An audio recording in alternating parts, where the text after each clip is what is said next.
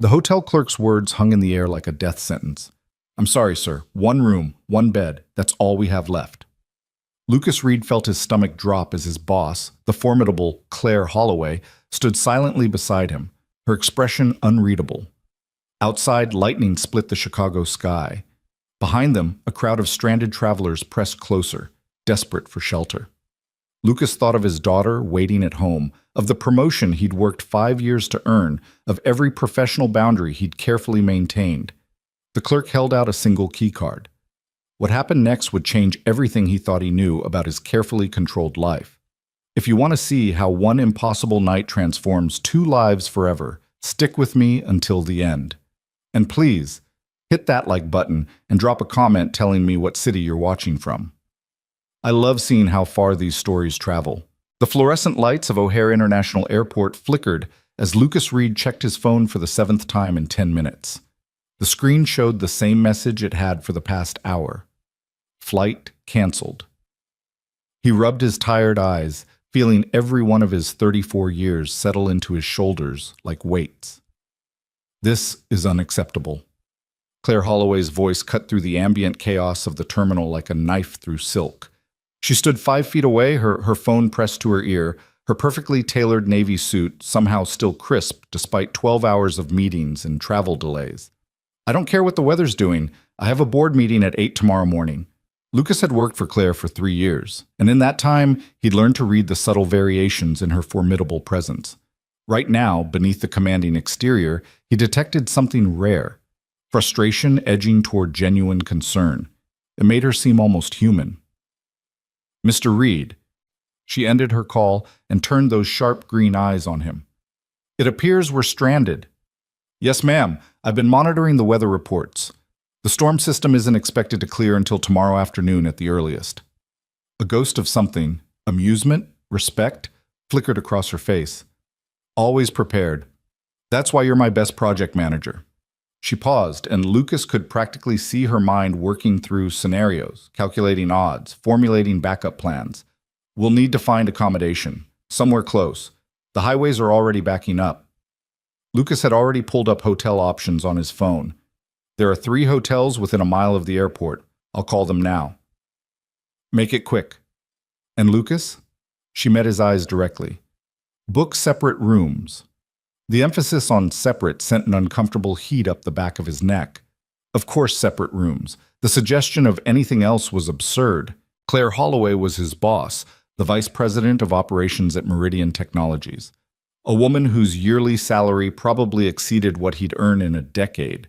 The fact that she was also attractive, in that severe, untouchable way that made men simultaneously nervous and intrigued, was completely irrelevant to their professional relationship. "Of course, Ms. Holloway." The first hotel was fully booked. So was the second. By the time Lucas called the third, a mid-range business hotel called the Skyway Inn, his heart was sinking. "We have 1 room available," the clerk said. "It's a standard queen. We had a last-minute cancellation." Lucas hesitated. "Do you have any rooms with 2 beds coming available tonight?" "Sir, with all due respect, you're lucky we have this one. The storm has half of Chicago stranded. If you don't want it, I have 6 other people waiting." Lucas looked at Claire, who was watching him with those calculating eyes. He covered the phone's microphone. "They have 1 room, 1 bed. That's it." For a long moment, Claire said nothing. Around them, the airport buzzed with the particular chaos of disrupted travel. Crying children, frustrated business people, the crackle of PA announcements. Lucas could see her weighing options, measuring risks, calculating the professional optics against practical necessity. "How far is the hotel?" she asked. "0.8 miles. "And the weather is only getting worse." "Yes, ma'am."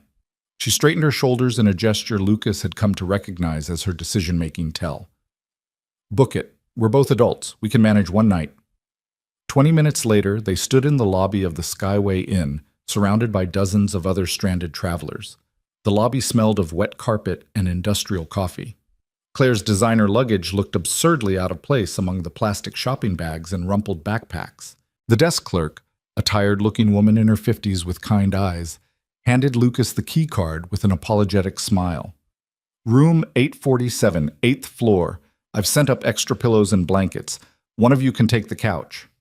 Lucas glanced at Claire, expecting her to claim the bed immediately. Instead, she simply nodded her thanks and headed toward the elevators, rolling her luggage behind her with the same efficiency she brought to everything. The elevator ride was silent, except for the mechanical hum of machinery and the distant rumble of thunder. Lucas kept his eyes fixed on the ascending floor numbers, acutely aware of Claire's presence beside him. In the office, there were always desks, conference tables, other people, barriers both physical and social that maintained appropriate distance. Here, in this small metal box, there was only proximity and the faint scent of her perfume, something expensive and subtle that he'd never consciously noticed before. The hallway to room 847 seemed to stretch forever. Lucas's roller bag squeaked on the industrial carpet. His shirt, pressed fresh that morning, now stuck to his back with the day's accumulated stress. He thought about his daughter, Emma, safe with her grandmother back in Milwaukee. He'd promised to call before her bedtime, but that window had already passed. She would be asleep by now, her blonde hair spread across her pillow, clutching the stuffed rabbit she'd had since she was 2. The thought of Emma steadied him. Whatever awkwardness this night held, it was temporary. By tomorrow, he and Claire would be back in their proper roles. This strange interruption filed away as an odd footnote in an otherwise conventional professional relationship. The key card beeped green. Lucas pushed open the door. The room was exactly what he'd expected from a mid-range business hotel. Beige walls, generic landscape art, a desk with a slightly wobbly chair. And there, dominating the space like an elephant in the center of the room, was one queen-size bed with an aggressively floral comforter. The couch the clerk had mentioned turned out to be a love seat, barely 5 feet long and upholstered in a scratchy-looking brown fabric that had probably been installed during the hotel's last renovation sometime in the previous millennium. "Well," Claire said, breaking the silence, "this is cozy." Lucas couldn't tell if she was being sarcastic or genuinely trying to lighten the mood. With Claire, it was often impossible to distinguish between the two. "You should take the bed," he said quickly. "I'll be fine on the couch." She turned to look at him fully for the first time since they'd entered the room. In the soft lighting, her features seemed less severe than they did under the harsh fluorescence of the office. There were fine lines around her eyes he'd never noticed before, and a small scar near her left eyebrow that makeup usually concealed. "Lucas, you're 6'2". That couch would cripple you." "I've slept in worse places, ma'am." "Stop calling me ma'am. We're not in the office." She set her luggage beside the desk and began removing her suit jacket with brisk, efficient movements. "We'll figure out the sleeping arrangements later. Right now I need to get out of these clothes and into something that doesn't feel like body armor." She disappeared into the bathroom with her overnight bag, leaving Lucas standing awkwardly in the middle of the room. He could hear the sound of running water, the zip of luggage, small sounds of a private ritual he had no business being privy to. He moved to the window, pulling back the heavy curtains to reveal the storm in full force. Rain lashed the glass in sheets. Lightning strobed across the sky, illuminating the skeletal frames of construction cranes and the distant lights of the airport. Somewhere down there, hundreds of people were stranded, sleeping on terminal floors or fighting for the last available rooms. He and Claire were lucky, really. This could be worse. His phone buzzed, a text from his mother. Emma went down easy. "Don't worry, stay safe in the storm." He typed back quickly. "Thanks, Mom. Tell her I love her. I'll call in the morning." The bathroom door opened. Lucas turned, then immediately wished he hadn't.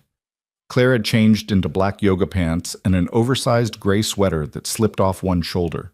Her hair, usually pinned in a severe bun, hung loose around her face in soft waves. Without her armor of suits and makeup, she looked younger, softer, and somehow more real than the woman who commanded boardrooms and intimidated senior executives. "I don't bite, you know," she said, catching his expression. "Well, not outside of budget meetings." Despite himself, Lucas smiled. "I've seen you make grown men cry over quarterly projections." They had it coming. The numbers don't lie. She moved to the desk and began setting up her laptop with the same precision she brought to everything. "I need to send a few emails. Make yourself comfortable." Lucas grabbed his own bag and retreated to the bathroom, grateful for a few minutes alone.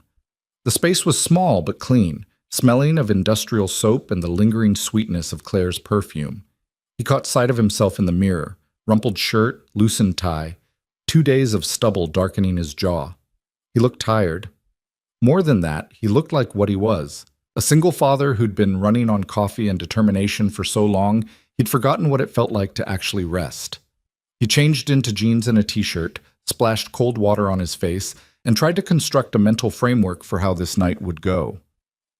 Professional, courteous, brief. They would work for a while, maybe watch separate shows on their respective devices, then figure out some dignified sleeping arrangement. By morning, the storm would have passed, and everything would return to normal. When he emerged, Claire was sitting cross-legged on the bed, laptop balanced on her knees, glasses perched on her nose. Lucas had never seen her wear glasses before. They made her look scholarly, approachable. "There's a coffee maker," she said without looking up from her screen. "It's terrible hotel coffee, but it's better than nothing." Lucas busied himself with the coffee maker, grateful for a task. The machine gurgled and hissed, filling the room with the bittersweet aroma of cheap grounds. Outside, thunder rolled across the sky like a bowling ball down cosmic lanes. "Do you take anything in yours?" he asked. "Black, like my soul." She said it deadpan, still focused on her screen, and Lucas found himself laughing, a real laugh, not the polite chuckle he usually offered to superiors' jokes. She glanced up, a small smile playing at the corner of her mouth. "That actually came out funnier than I intended." "You have a sense of humor. I had my suspicions, but this confirms it." "Don't let it get around the office. I have a reputation to maintain." She accepted the coffee mug he handed her, their fingers brushing briefly. "Thank you." Lucas settled into the desk chair with his own mug, trying to create as much physical distance as the small room would allow. He pulled out his tablet and opened the files for the presentation they delivered that morning, a pitch to a potential client for a complete technology overhaul that would be worth millions to Meridian if it went through. "We did well today," Claire said, as if reading his thoughts. Harrington was impressed. You could see it in how his objections shifted from if to how. "You closed him when you pivoted to the implementation timeline. That was masterful." "That was your idea. I just delivered it." She took a sip of coffee, made a face at the taste, but kept drinking. "You should have more confidence in your contributions, Lucas. You have good instincts." The compliment caught him off guard. Claire wasn't stingy with professional praise, but she usually delivered it in formal settings. Performance reviews, team meetings. This felt different, more personal. "Thank you. That means a lot, coming from you." "I don't say things I don't mean. It's inefficient." She closed her laptop and set it aside, removing her glasses and rubbing the bridge of her nose. "How's your daughter? Emma, right?" Lucas felt his shoulders relax slightly. Emma was safe territory, a subject he could discuss with genuine warmth. "She's good. Started first grade this year. She's obsessed with butterflies right now. Everything has to be butterfly-themed, her lunchbox, her backpack, her pajamas." "That's sweet.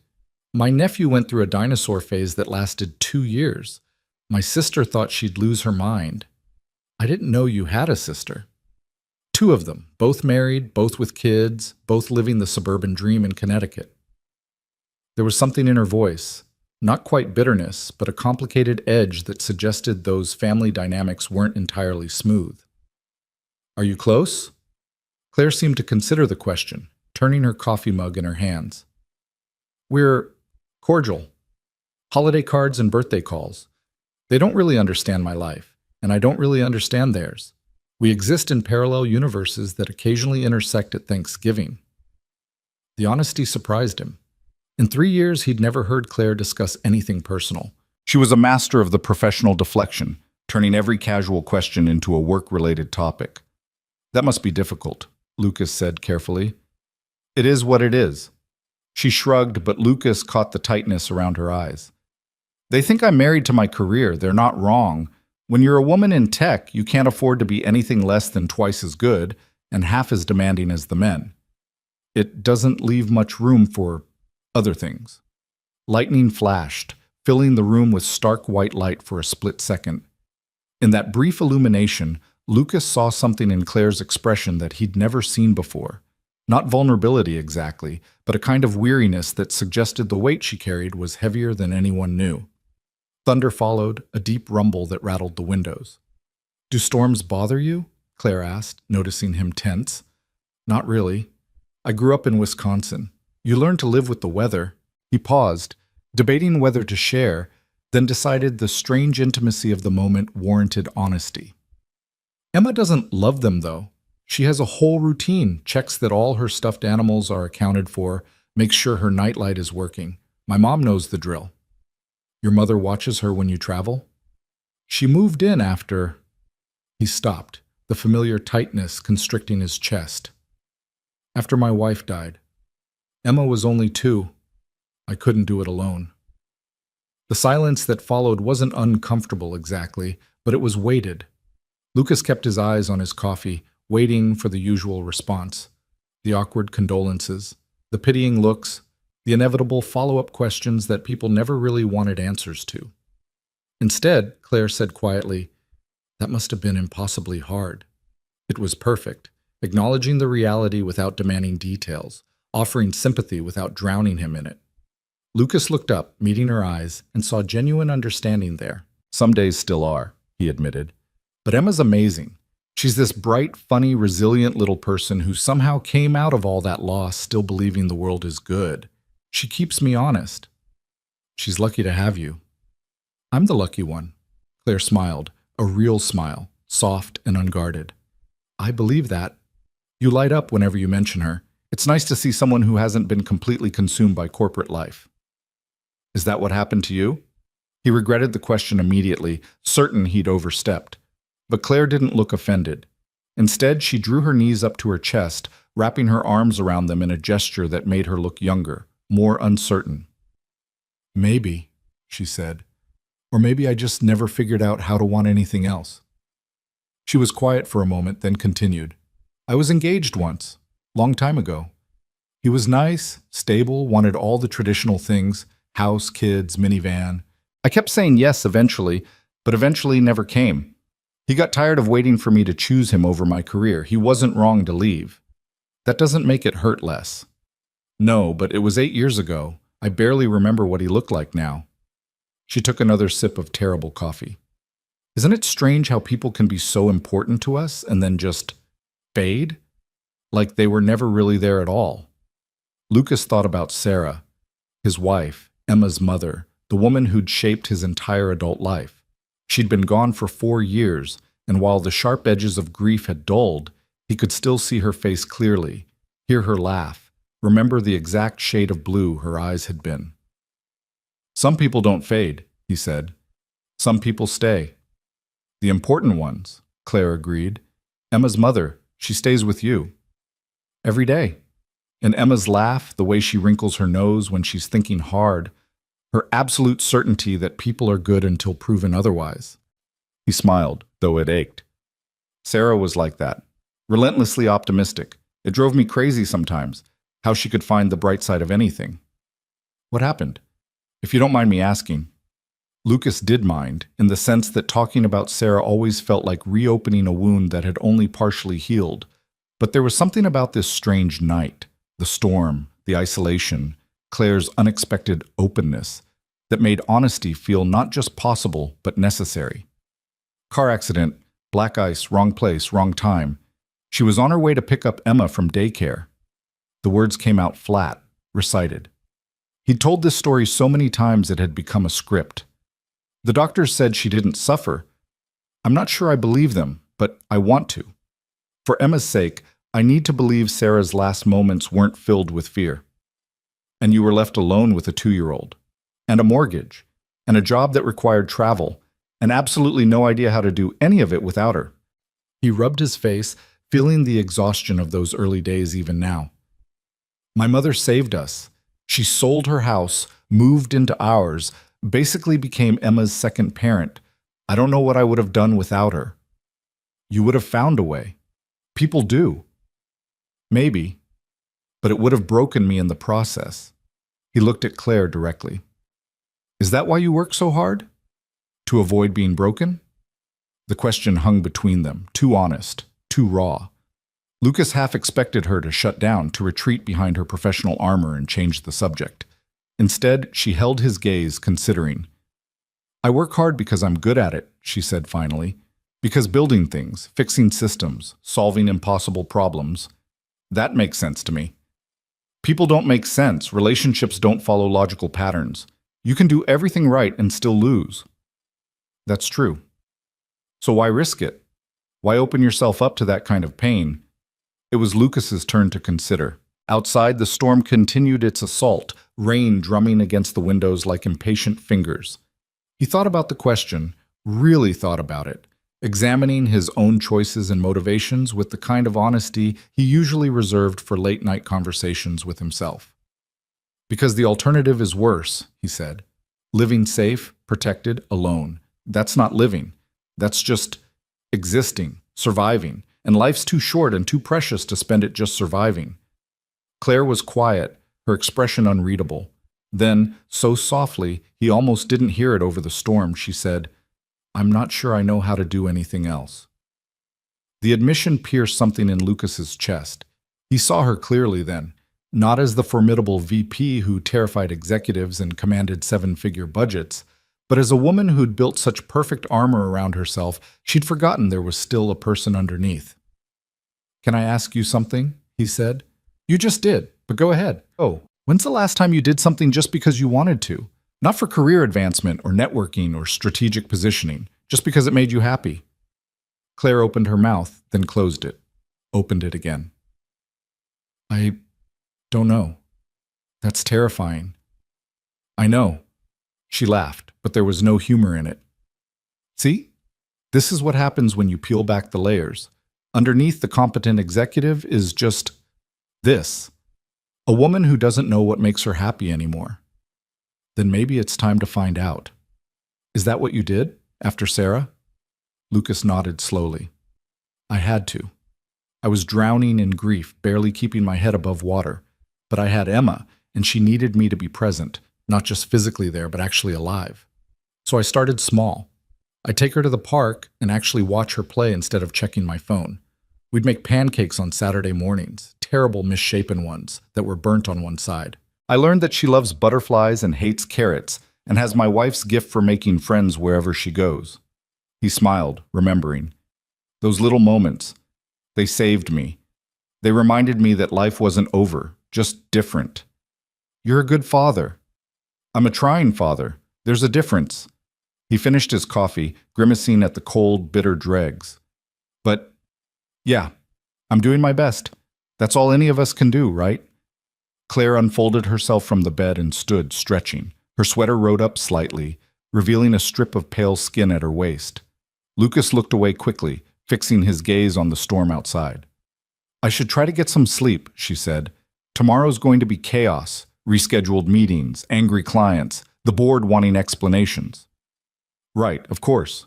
Lucas stood as well, suddenly aware of how small the room really was, how there was nowhere to look that didn't include Claire in his peripheral vision. About the sleeping situation. You take the bed, I'll take the couch. Claire, that's ridiculous. You're like 5'6". I'm a foot taller. Basic geometry says I should take the couch. Basic hierarchy says I'm pulling rank. She smiled, taking the sting out of it. Besides, I can curl up small. You'd end up folded like a pretzel. They stood there, locked in a stubborn standoff, neither willing to concede. The situation would have been funny if it weren't so absurd. Two adults arguing over who got to be uncomfortable. Finally, Claire sighed. We're being ridiculous. It's a queen-sized bed. We're both adults. We can share it like mature professional people and maintain appropriate boundaries. Lucas's heart kicked against his ribs. Are you sure? Unless you snore like a chainsaw or kick in your sleep, I think I'll survive. She moved to one side of the bed and pulled back the covers. We'll put pillows between us. Very Jane Austen. I don't think Jane Austen's characters shared beds with their employers. Then we're making history. She climbed into bed, staying firmly on her side, and looked at him expectantly. Are you going to stand there all night, or are you actually going to sleep? Lucas hesitated one more moment, then made a decision. This was just sleep. Two people, exhausted from travel and stress, sharing space out of necessity. Nothing more complicated than that. He gathered the extra pillows and created a barrier down the middle of the bed, a soft, fluffy Berlin wall. Then, moving carefully, he got into bed on his side, staying as close to the edge as physically possible without falling off. Comfortable? Claire's voice came from the other side of the pillow barrier. Terrified, but sure. She laughed, a genuine sound that made something warm unfurl in his chest. Me too, but I think we'll survive. Lucas reached over and turned off the lamp on his nightstand. The room plunged into darkness, broken only by the occasional flash of lightning. He could hear Claire's breathing, slow and steady, and the relentless percussion of rain against the windows. Lucas? Yeah? Thank you for talking, for being real. I don't get that a lot. Same. Thank you. Silence settled over them, but it was a comfortable silence now, the kind that exists between people who've seen past each other's carefully constructed facades. Lucas closed his eyes, certain he wouldn't sleep, that he'd spend the whole night hyper-aware of Claire's presence just inches away. But exhaustion had its own logic. The tension slowly drained from his muscles, his breathing synchronized with the rhythm of the rain. And somewhere in the small hours of the morning, as the storm began to ease, Lucas Reed fell into the first truly restful sleep he'd had in months. He didn't know that on the other side of the pillow wall, Claire Holloway lay awake, staring at the ceiling, wondering when she'd last felt this strange combination of peace and possibility. Wondering what it meant that talking to her project manager felt more intimate than anything she'd experienced in years. Wondering if, maybe, there was more to life than quarterly projections and strategic plans. But those were questions for tomorrow. Tonight, there was just the storm, the darkness, and two people finding unexpected comfort in each other's company. The night was far from over. Lucas woke to pale gray light filtering through the curtains and the disorienting sensation of warmth against his back. For a moment, still caught in the fog of sleep, he thought he was home in his own bed. Then awareness returned in a rush. The hotel room, the storm, Claire. He opened his eyes slowly, afraid to move. The pillow barrier they'd so carefully constructed had collapsed sometime in the night, reduced to a scattered pile at the foot of the bed. And Claire, who had claimed her side with such determination, was now curved against him, her face pressed against his shoulder blade, one arm draped across his waist. His heart hammered against his ribs. He needed to move, to extract himself before she woke, and they both had to acknowledge this breach of their careful boundaries. But her breathing was so peaceful, deep and even, and some traitorous part of him didn't want to disturb that peace, didn't want to move away from this unexpected warmth. The decision was made for him when Claire stirred, her breath catching. He felt her stiffen, felt the exact moment awareness returned to her as well. Oh God! Her voice was rough with sleep, mortified. She pulled away quickly, putting distance between them. I'm sorry, I must have, it's okay. Lucas sat up, running a hand through his hair, not looking at her. We were both asleep, it happens. It shouldn't have happened. She was already out of bed, gathering her things with jerky, agitated movements. I'm going to shower. We should get to the airport early, try to get on the first available flight. She disappeared into the bathroom before he could respond, the door closing with a definitive click. Lucas sat on the edge of the bed, his heart still racing, trying to process what had just happened and what it meant. Nothing, he told himself firmly. It meant nothing. Two people, exhausted and unconsciously seeking comfort in sleep. The human body's natural response to proximity. Nothing more. But his shoulder still felt warm where her face had pressed against it. He checked his phone, 6:30 in the morning. 3 missed calls from his mother, all from late last night. He called her back immediately, guilt twisting in his stomach. Lucas, thank God. His mother's voice was tight with worry. I've been trying to reach you. I'm sorry, Mom. My phone was on silent. Is Emma okay? She's fine. She's still sleeping, but she had a rough night. The storm scared her. She kept asking for you. The guilt intensified, sharp and familiar. Can you wake her? I want to talk to her. Are you sure? It's early. Please. He heard rustling footsteps, his mother's gentle voice calling Emma's name. Then, after what felt like an eternity, his daughter's sleepy voice. Daddy? Hey, Butterfly. Mom said you had a scary night. The thunder was really loud. Grandma let me sleep in her bed. That was nice of her. I'm sorry I wasn't there. It's okay. Grandma said you were keeping Ms. Claire safe from the storm. Lucas glanced at the bathroom door, behind which he could hear the shower running. Something like that. Is Miss Claire nice? Yes, she's nice. Does she like butterflies? Despite everything, Lucas smiled. I don't know, baby. I've never asked her. You should ask her. Everybody should like butterflies. I'll do that. Listen, I'm going to try to fly home today. I should be there tonight. Promise? I promise to try my very hardest. Be good for Grandma, okay? I'm always good. You're always something, he said, warmth flooding his chest. I love you, Emma. Love you too, Daddy. After he hung up, Lucas sat for a moment, letting the sound of his daughter's voice settle his racing thoughts. This was what mattered, being present for Emma, being the father she needed. Everything else was noise. The bathroom door opened. Claire emerged in a cloud of steam, dressed in fresh clothes, her armor of professionalism firmly back in place. Her hair was still damp, pulled back in a tight bun. She didn't quite meet his eyes. Bathroom's free, she said, her tone brisk and businesslike. I checked the flight status. The first departure to Milwaukee is at 9:15. I pulled some strings. We're both confirmed. Thank you. We should grab breakfast in the lobby and head out by 7:30. Claire, we don't need to talk about it, Lucas. She was shoving her laptop into her bag with more force than necessary. We both know what happened. We both know it was meaningless. Let's just move forward professionally. The word meaningless stung more than it should have. Lucas wanted to argue, to say that maybe it hadn't been meaningless, that maybe something had shifted between them last night in a way that couldn't be undone by morning light and professional distance. But what would be the point? She was his boss. He had a daughter to raise. There was no version of this that didn't end in complications neither of them could afford. Right, he said quietly. Professional. He gathered his things and retreated to the bathroom, closing the door on Claire's carefully neutral expression.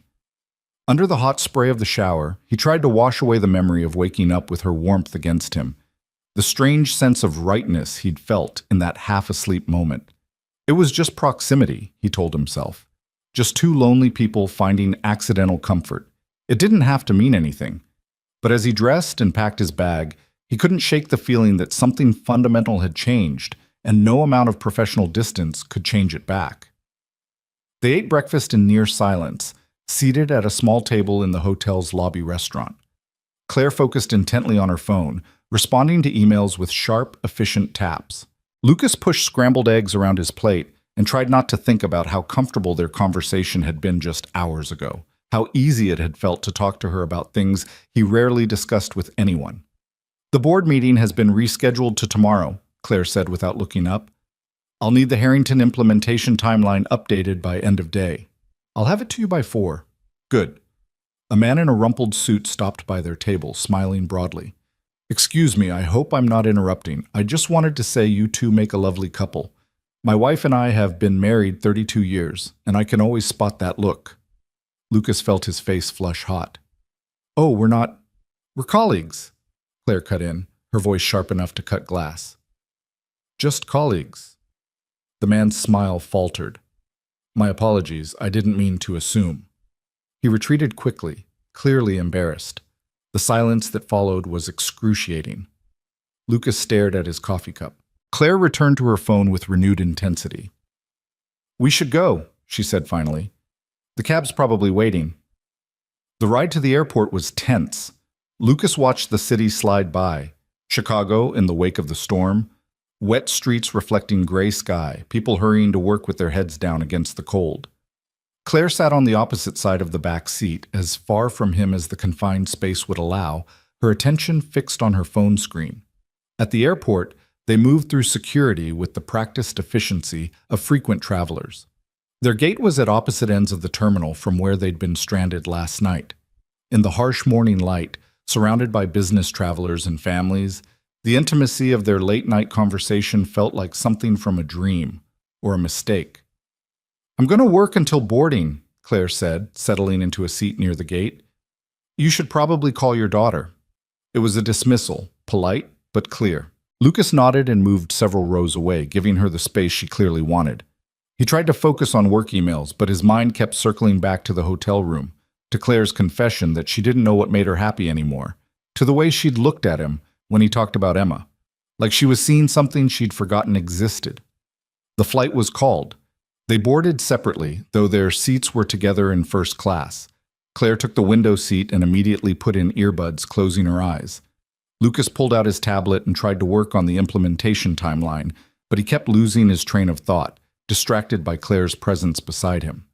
Halfway through the flight, turbulence hit. Not dangerous, but enough to make the plane buck and shudder. Lucas saw Claire's hand tighten on the armrest, her knuckles white. Without thinking, he reached over and covered her hand with his. Her eyes opened, meeting his. For a moment, neither of them moved. Then slowly, she turned her hand over, lacing her fingers through his. They stayed like that as the plane steadied, hands clasped, neither acknowledging it, neither pulling away. When the turbulence passed, Claire gently extracted her hand and closed her eyes again. But Lucas could see the faint color in her cheeks, the way her breathing had changed. They landed in Milwaukee just after 11. Lucas's mother was picking him up. Claire had a car service. They walked together toward baggage claim, the crowd of travelers flowing around them. Lucas! Claire stopped, turning to face him. People streamed past them, pulling luggage, talking on phones, living their separate lives. Last night was nice, he finished. Getting to know you better, as a person, not just a boss. Yes, it was. She paused, seeming to struggle with something. I don't want things to be weird between us. You're too valuable to the team. They won't be weird. We're professionals. Right, professionals. She adjusted her bag on her shoulder, a nervous gesture he'd never seen from her before. I'll see you at the office tomorrow morning, staff meeting at 8. I'll be there. She started to walk away, then stopped. When she turned back, her expression was carefully neutral, but something flickered in her eyes, uncertainty, maybe, or regret. Your daughter asked if I like butterflies, Lucas said, the words tumbling out before he could stop them. Emma. She wanted to know. Claire's expression softened fractionally. And what did you tell her? That I didn't know, that I'd never asked you. Well, a ghost of a smile touched her lips. I do. I went through a lepidopterist phase in college. Monarchs are my favorite. The migration, it's remarkable. Thousands of miles across generations, each butterfly knowing exactly where to go, even though they've never been there before. Emma would love that. She could talk about butterflies for hours. She sounds wonderful. She is. They stood there, the crowd partying around them, an island of stillness in the chaos of the airport.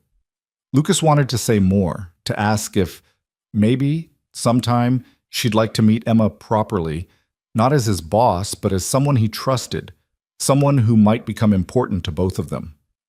But Claire's phone buzzed. She glanced at it, and the moment broke. I have to take this. Safe travels, Lucas. You too.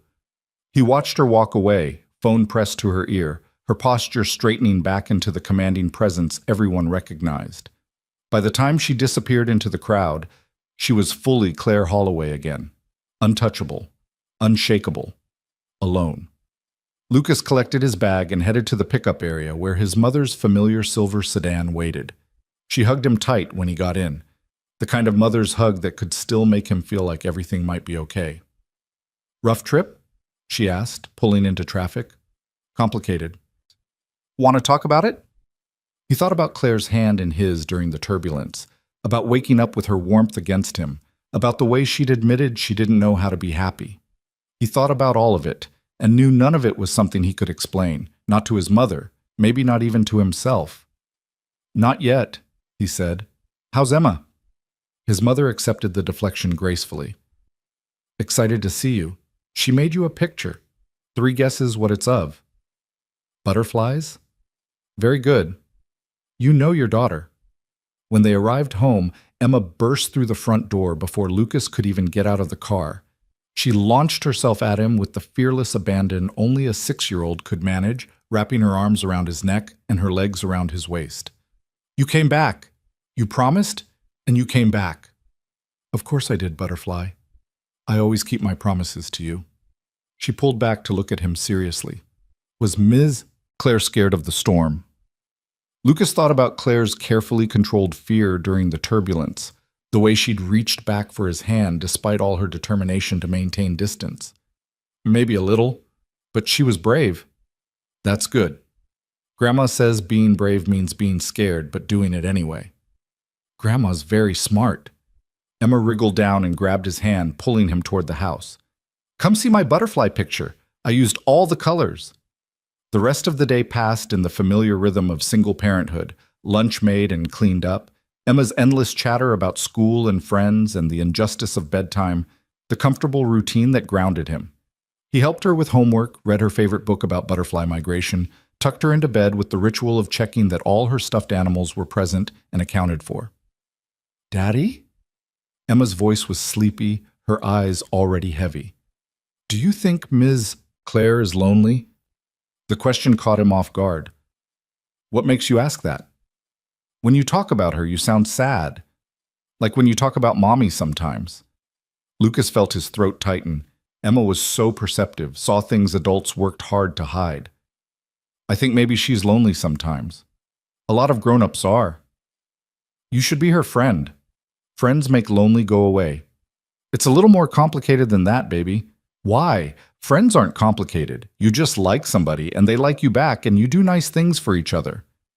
If only it were that simple, Lucas thought. If only there weren't power dynamics and professional boundaries and the weight of past losses making every new connection feel dangerous. You're right, he said, kissing her forehead. Friends aren't complicated. Sleep tight, butterfly. Love you, Daddy? Love you more. After Emma was asleep, Lucas sat at his kitchen table with his laptop, finishing the implementation timeline Claire had requested.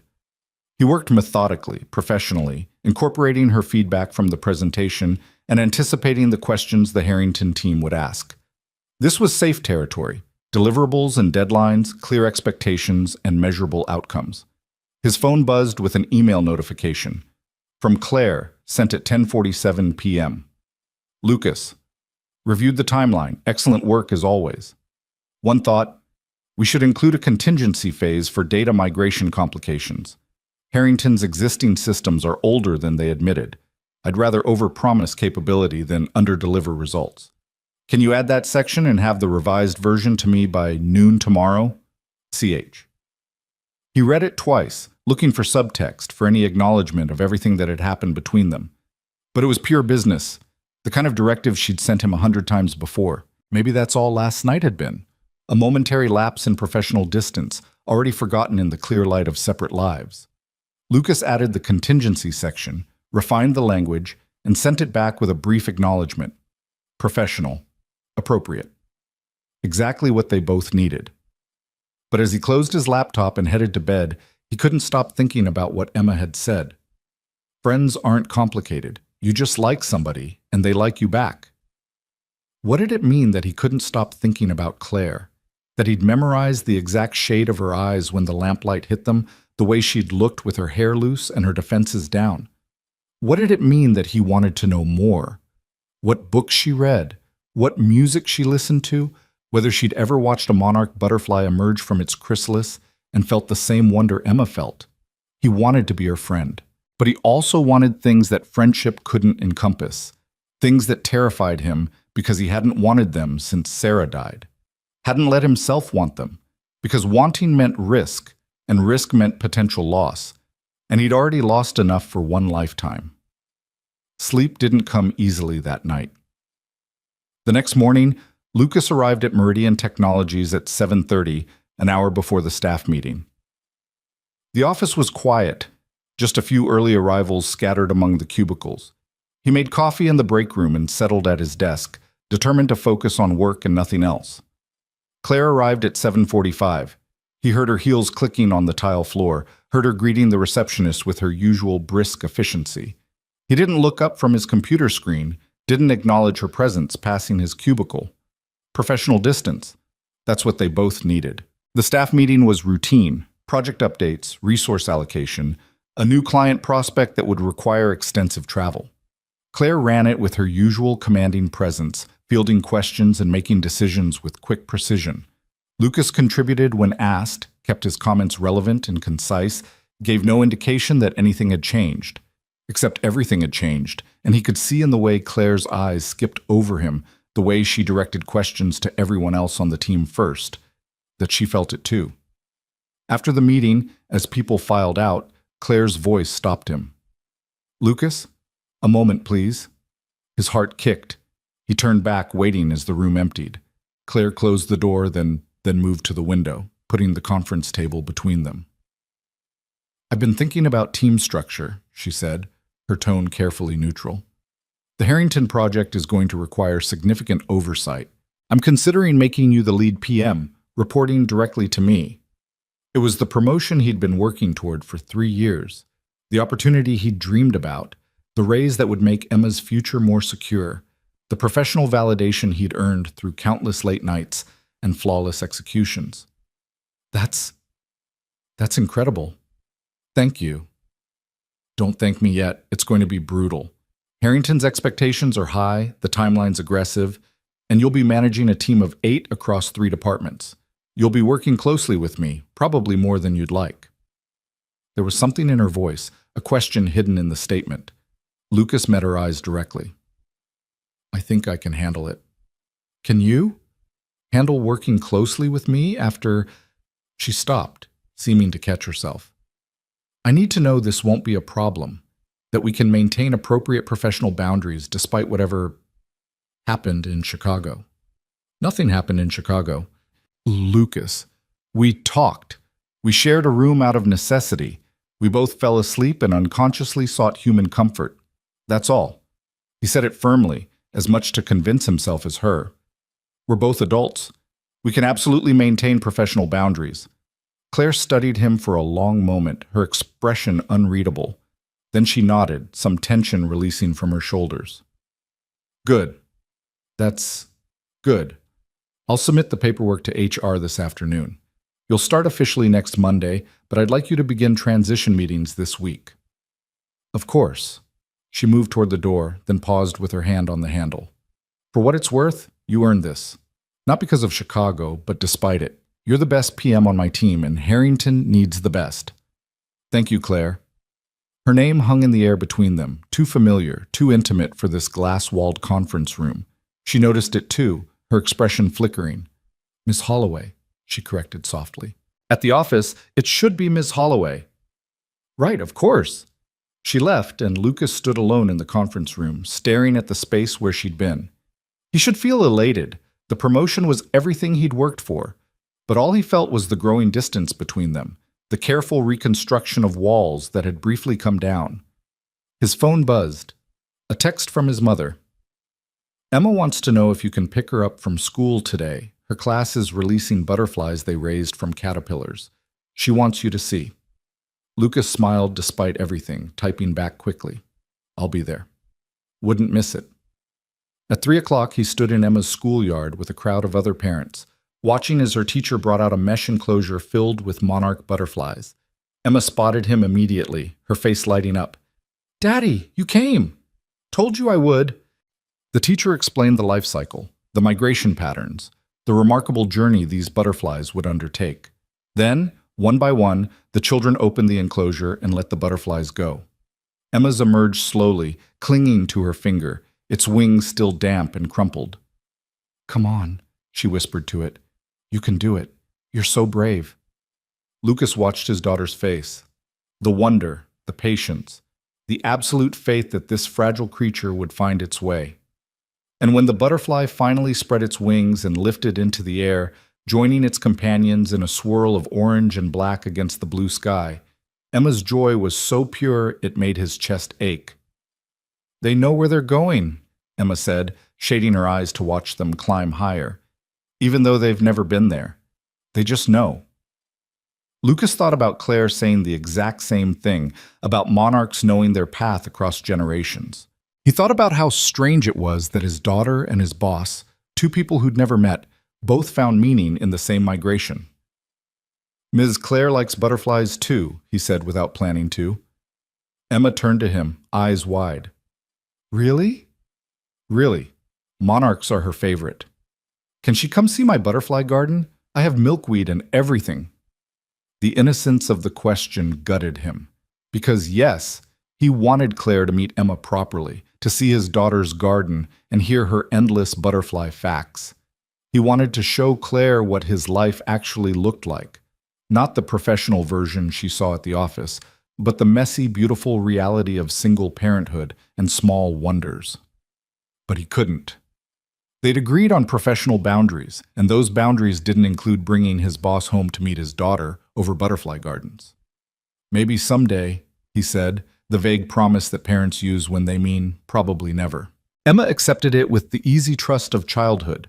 But as Lucas drove them home, listening to her chatter about metamorphosis and migration, he couldn't shake the feeling that he was making a mistake, that professional boundaries were just another word for walls, and walls, no matter how necessary, always kept something important out. That evening, after Emma was asleep, Lucas found himself staring at his laptop screen, the cursor blinking in an empty email addressed to Claire. He'd typed and deleted 3 different messages, each one sounding either too personal or too distant. Finally, he closed the laptop without sending anything. Some conversations couldn't happen over email. The Harrington project consumed the following week. Lucas moved into his new role with the same methodical efficiency he brought to everything, coordinating between departments, managing timelines, anticipating problems before they materialized. He was good at this work, had always been good at it, but now there was an added pressure that had nothing to do with professional competence. Every meeting with Claire felt like walking a tightrope. They maintained perfect professional courtesy, their interactions crisp and businesslike. But underneath the surface, Lucas felt the constant hum of unspoken things, the memory of her warmth against his back, the vulnerability in her voice when she'd admitted she didn't know how to be happy, the way her hand had fit perfectly in his during the turbulence. He saw the same awareness in her eyes when she thought he wasn't looking, in the careful way she maintained physical distance, and how she never quite smiled at him the way she had that night in Chicago. On Thursday afternoon, Claire called him into her office. It was a corner space with floor-to-ceiling windows overlooking the city, decorated with the kind of minimalist precision that matched her personality. Everything in its place, nothing unnecessary, nothing personal, except a single photograph on her desk that Lucas had never been close enough to see clearly. "Close the door," she said, not looking up from her computer. Lucas did, his pulse quickening despite himself. Claire's closed-door meetings were legendary. They usually meant either major opportunities or serious problems, nothing in between. "Harrington wants to accelerate the timeline," she said, pulling up a project plan on her secondary monitor. "They're concerned about their Q4 numbers and think a faster implementation will boost investor confidence." Lucas moved closer to review the timeline, standing beside her desk. He could smell her perfume, that same subtle scent from the hotel room. He forced himself to focus on the screen. "That's aggressive. We'd be cutting 3 months out of a 9-month project." "I know. Can it be done?" He studied the plan, his mind already working through resource allocation and risk mitigation. "Maybe. We'd need to run parallel work streams instead of sequential, which increases coordination complexity, and we'd need sign-off on budget increases for additional contractors." "How much?" "Ballpark? Another 200,000? Claire didn't flinch. "Write up the proposal. I'll present it to the board tomorrow." She paused, finally looking up at him. "This is going to mean longer hours, Lucas. Nights, probably weekends. Can you manage that with Emma?" The question was professional, but there was something else in her tone, genuine concern, maybe even guilt that she was about to make his already complicated life more difficult. "My mother's flexible. We'll make it work." "You always say that." "We'll make it work. Like it's easy. It's not easy, but it's necessary. Emma understands that my job is important. She's 6. She shouldn't have to understand that." Lucas felt a flash of defensiveness. "What's the alternative? Turn down the promotion?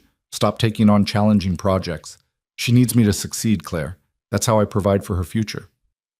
"She needs you present, not just successful." The words hit harder than they should have, probably because they echoed his own fears.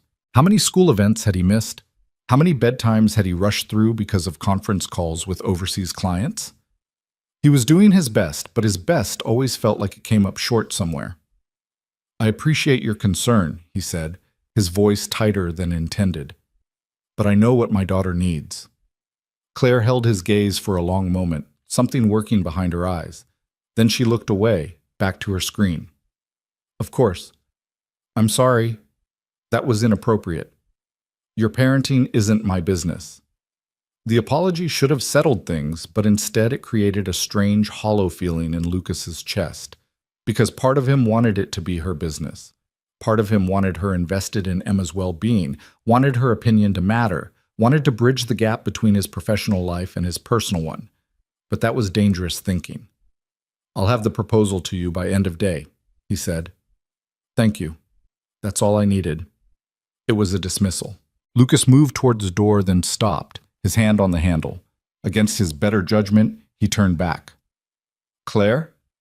She looked up, wariness in her expression. For what it's worth, I think you were right. That night in Chicago, about needing to figure out what makes you happy. Her expression softened fractionally. And have you figured out what makes you happy? Lucas thought about Emma's face when the butterfly had taken flight, about the quiet comfort of bedtime stories and weekend pancakes, about the moments when grief eased enough to let joy back in. But he also thought about Claire's laugh in the darkness of the hotel room, about conversations that made him feel less alone, about wanting things he'd convinced himself he didn't deserve to want. I'm working on it, he said finally. Something flickered across her face, understanding maybe, or recognition of their shared struggle. Me too. The moment stretched between them, waited with all the things they weren't saying. Then Claire's phone rang, shattering it. She reached for it automatically, and Lucas took the opportunity to leave, closing the door quietly behind him. He spent the rest of the afternoon on the proposal, diving deep into spreadsheets and resource models, grateful for work that required his full attention. But his mind kept drifting back to Claire's question. Have you figured out what makes you happy? He picked Emma up from his mother's house at 6, listening to her excited recap of her day as they drove home. She'd learned about metamorphosis in science class, had started a drawing of the butterfly life cycle, wanted to check her milkweed plants as soon as they got home to see if any monarch eggs had appeared. Can we have butterflies for dinner? She asked as Lucas unlocked the front door. I don't think butterflies would taste very good, baby. She giggled, the sound like bells. Not real butterflies, silly. Pasta butterflies. The ones that are shaped like bow ties. Ah, farfalle. Sure, we can do that. They cooked together, Emma standing on her step stool to help stir the sauce, chattering nonstop about her friends and her teacher and whether caterpillars felt weird when they were in their chrysalis, turning into goo before reforming as butterflies. Lucas half listened, responding at appropriate intervals, his mind still partly at the office, still replaying his conversation with Claire. Daddy, you're not listening, Emma said, her voice taking on that note of wounded dignity that 6-year-olds perfected. I'm sorry, Butterfly. You're right. Tell me again. She crossed her arms, studying him with those serious eyes that were so much like Sarah's. Are you sad? The question caught him off guard. No, baby, I'm not sad. You look sad, like you're thinking about something that hurts. Lucas knelt down to her level, brushing a strand of blonde hair behind her ear. Sometimes grown-ups have complicated feelings that aren't exactly sad or happy. They're just big. What kind of big feelings? How could he explain this to a 6-year-old? That he was terrified of letting someone new into their carefully balanced life? That he was drawn to a woman he could never have, not without risking everything he'd built? That he sometimes felt like he was doing everything wrong, even when he was doing everything right? The kind that take a while to figure out, he said finally. But you don't need to worry about them. That's my job. Your job is to be 6 and wonderful, which you're very good at. She seemed to accept this, wrapping her arms around his neck and squeezing tight. I love you, Daddy. I love you too, Butterfly. More than all the monarchs in Mexico. They ate dinner, did the dishes together, spent an hour on homework and reading. The familiar routine soothed something in Lucas, reminded him what actually mattered. This was his life, these small, precious moments with his daughter. The rest was just noise. But later, after Emma was asleep and the house was quiet, Lucas found himself on the back porch with a beer, staring at the small garden Emma had planted. She'd chosen specific flowers for their nectar, had carefully positioned milkweed plants to attract laying monarchs, had created a whole ecosystem based on the needs of creatures most people barely noticed. His phone buzzed. An email from Claire, sent at 10:23 p.m. Lucas. Board approved the accelerated timeline and budget. Harrington is thrilled. This is largely your win. Well done. We'll need to kick off the expanded team on Monday. Can you come in early, say 6:30 a.m., to finalize the rollout plan? I'll bring coffee. C.H. Lucas read it twice, looking for anything personal, any acknowledgement of their earlier conversation. But it was pure business, as it should be. He typed back, "I'll be there. Thanks for fighting for the budget." Her response came almost immediately, as if she'd been waiting for his reply. "I don't fight for budgets. I fight for good work. You do good work. See you Monday." It was a small thing, that distinction, but it mattered. She wasn't just approving numbers on a spreadsheet. She was investing in his abilities, trusting his judgment. It felt like respect, maybe even pride. It felt like something that could matter if he let it. Lucas finished his beer and went inside, determined to stop overthinking. Monday would be Monday. The project would be the project. And whatever complicated feelings he was having about Claire Holloway would eventually fade, replaced by the comfortable distance of professional respect. But as he lay in bed that night, he couldn't stop thinking about monarchs flying thousands of miles to a place they'd never been, guided by instinct they didn't understand, trusting in a journey that made no logical sense but felt absolutely right. Monday morning arrived cold and gray, the kind of Wisconsin autumn day that promised winter wasn't far behind. Lucas arrived at the office at 6:20, finding the parking lot nearly empty except for Claire's black sedan and a few cars belonging to the night cleaning crew. The building was eerily quiet, just the hum of HVAC systems and the distant whir of a floor buffer. Lucas took the elevator to the 4th floor, his footsteps echoing on the tile as he walked toward Claire's office. She was already there, bent over a stack of documents, her reading glasses perched on her nose. 2 large coffees from the good cafe downtown sat on her desk, still steaming. "You're early," she said without looking up. "So are you. Though I guess this is your office, so you're allowed." The corner of her mouth twitched. "I made VP by being the first one in and the last one out. Old habits." Lucas took one of the coffees. She'd remembered he took it with just a splash of cream and settled into the chair across from her desk. In the soft morning light, Claire looked tired, the shadows under her eyes suggesting she'd slept as poorly as he had. "Late night?" he asked. "Couldn't sleep, kept running scenarios for the Harrington rollout." She finally looked up, removing her glasses. "You?" Emma had a nightmare. Took a while to settle her back down. Something shifted in Claire's expression, a softness that briefly replaced her professional mask. "Is she okay?" "She's fine. Just worried about whether the butterflies she released would make it to Mexico." "They will. Monarchs are remarkably resilient." Claire paused, then added quietly, "Your daughter sounds special, Lucas. The way you talk about her, it's clear she's everything to you." "She is. She's the reason I get up in the morning, the reason I work this hard. Everything I do is for her." "That's beautiful. And also a lot of pressure to put on yourself." "It's not pressure. It's purpose." Claire studied him over her coffee cup, her expression thoughtful. "What about you? When was the last time you did something just for yourself? Not for Emma, not for work, just because it made you happy?" The question echoed their conversation in Chicago, bringing with it a rush of memory, the hotel room, the storm, the feeling of her warmth against him in the early morning. Lucas pushed it away. "I don't really think in those terms anymore." "Maybe you should. Is this your way of telling me I need to take more vacation time?" "No, it's my way of saying that martyrdom isn't sustainable. Eventually you burn out and then you're no good to anyone." She set down her coffee, her eyes serious. "I've seen it happen, Lucas. Good people, dedicated people, running themselves into the ground because they thought sacrifice was the same as love." "Speaking from experience?" "Maybe."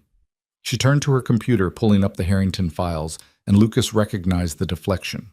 But before she could fully retreat into work mode, he pressed gently. "The photo on your desk? I've never asked about it." Claire's hand stilled on her mouse. For a moment, he thought she wouldn't answer. Then she reached for the frame, turning it so he could see. The photo showed a much younger Claire, maybe college age, standing with 2 other women who shared her features. They were on a beach somewhere, arms around each other, laughing at something outside the frame. Claire's hair was longer, her smile unguarded, her whole body language loose and happy in a way Lucas had never seen from her. "My sisters," she said quietly. "This was about 15 years ago, before I got the job at Meridian, before I became someone they didn't quite recognize anymore." "You look happy." "I was.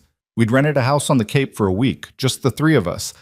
We stayed up late talking, cooked elaborate meals, spent hours on the beach doing nothing."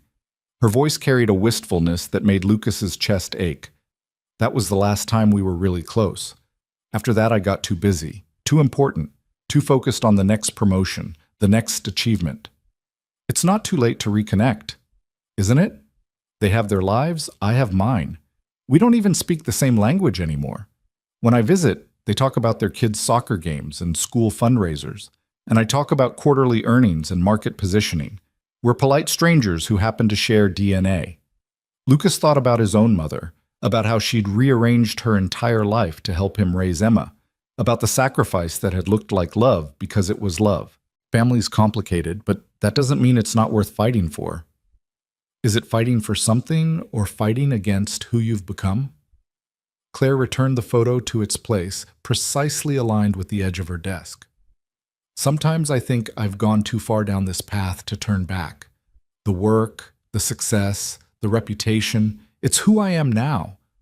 I don't know how to be that girl on the beach anymore." "Maybe you don't have to be her again. Maybe you just have to remember that she's still in there somewhere." Claire looked at him then, really looked at him, and Lucas saw something raw in her expression. Longing, maybe, or grief for roads not taken. "When did you get so wise?" "I'm not wise. I'm just a guy trying to figure things out, same as everyone else." "You're more than that." She said it quietly, almost reluctantly, as if the admission cost her something. "You're one of the most genuinely good people I know, Lucas, and I don't say that lightly." The compliment hit him in the center of his chest, warming him from the inside out. He wanted to reach across the desk, to take her hand the way he had on the plane, to close the distance between them, and acknowledge what they both felt but couldn't say. Instead, he said, "We should probably start on that rollout plan." "Right, yes." Claire straightened in her chair, pulling her professional armor back into place. The rollout plan. They worked for the next 2 hours, building out timelines and resource allocations, identifying potential risks and mitigation strategies. It was comfortable, this kind of collaboration, their minds working in sync, each anticipating what the other needed. They'd always worked well together, but now there was an added dimension, an understanding that went beyond professional respect. Other employees began arriving around 8, the building filled with voices and footsteps, the Monday morning rush of people settling into their week. Claire's phone started ringing, pulling her into a series of meetings. Lucas returned to his desk with the rollout plan, ready to present it to the expanded team. The week that followed was brutal. The accelerated timeline demanded constant attention, quick decisions, flawless coordination. Lucas found himself arriving earlier and staying later, eating lunch at his desk, taking conference calls during his commute. He saw Emma for an hour each evening if he was lucky, enough time to help with homework and hear about her day before she had to go to bed. His mother never complained, but Lucas could see the concern in her eyes when he picked Emma up at 8:30 for the third night in a row. His daughter already in pajamas, barely awake enough to brush her teeth before collapsing into bed. "This pace isn't sustainable," his mother said Friday evening, keeping her voice low so Emma wouldn't hear from the bathroom. "You're running yourself ragged. It's temporary. Once we get through the initial implementation phase, things will ease up." Will they? Or will there just be another crisis, another project, another reason why work has to come first? Lucas felt frustration rise in his throat. "I don't have a choice, Mom. This is my job. This is how I provide for Emma. Emma doesn't need more money in her college fund. She needs her father present and healthy, not burning himself out trying to prove something." "I'm not trying to prove anything." His mother gave him a look that said she knew better. "Aren't you? You've been running since Sarah died, Lucas. Running from grief, from fear, from the possibility that you might want something for yourself again. And work is a convenient excuse to keep running." The words stung because they were true. Lucas had thrown himself into his career after Sarah's death, using long hours and demanding projects as a shield against the emptiness. It had worked, mostly. It had kept him functional, kept him moving forward, but maybe it had also kept him from actually healing. "I don't know how to do this differently," he admitted quietly. "Start by being honest with yourself about what you actually want. Not what you think you should want. Not what's practical or safe. What you actually want." That night, after Emma was asleep, Lucas sat at his kitchen table and let himself think about that question. Really think about it, without the deflections and rationalizations he usually employed. He wanted Emma to be happy and healthy and secure. That was non-negotiable. But beneath that, what did he want for himself? He wanted to feel alive again instead of just functional. He wanted conversations that challenged him, that made him think about things beyond project timelines and resource allocation. He wanted someone to share the small moments with, Emma's butterfly garden, the triumph of mastering a new recipe, the quiet satisfaction of a job well done. He wanted Claire. The admission should have terrified him. Instead, it brought a strange sense of relief, like setting down a weight he'd been carrying for so long he'd forgotten it was there. But wanting and having were different things. Claire was his boss. Getting involved with her would be complicated, potentially career-ending if it went wrong. And more than that, bringing someone new into his and Emma's life felt like a betrayal of Sarah's memory, like saying the family they'd built together wasn't enough. His phone buzzed. A text from Claire. "Still at the office. Found a potential issue with the Harrington data migration. Can you review the attached file?" Lucas opened the attachment, scanning through the technical specifications. She was right. There was a conflict in the database schemas that could cause problems down the line. He grabbed his laptop and started working through solutions, losing himself in the familiar comfort of problem solving. An hour later, he had 3 potential fixes outlined. He called Claire's direct line. She answered on the first ring. "Tell me you found something." 3 options, actually. The cleanest is to build a middleware layer that handles the translation, but it'll add 2 weeks to the timeline. "What are the other 2? They discussed the technical details for 20 minutes, weighing pros and cons, testing scenarios. It was the kind of conversation Lucas loved. 2 sharp minds working together toward a solution, trust and respect flowing both directions. "You should go home," Claire said finally. "It's almost midnight. Emma's probably been asleep for hours." "So should you. When's the last time you left the office before 10? "I don't remember. Tuesday, maybe?" "Claire, that's not healthy." "Neither is what you're doing. We're both workaholics, Lucas. At least I don't have a 6-year-old waiting at home." The comment wasn't meant to sting, but it did. Because she was right. He had responsibilities beyond work, people who needed him present and engaged. But the ease of losing himself in work, of having clear objectives and measurable outcomes, was so much simpler than navigating the messy complexity of real life.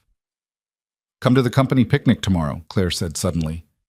Lucas was thrown by the non sequitur. "What?" "The annual company picnic. It's tomorrow afternoon at Riverside Park. You should bring Emma. There are activities for kids, face painting, games, that sort of thing." "I don't know if that's a good idea." "Why not? You're part of the company. Emma should see where you work, meet some of your colleagues. It might help her understand why you're gone so much. Or it might make her resent my work even more," Lucas thought.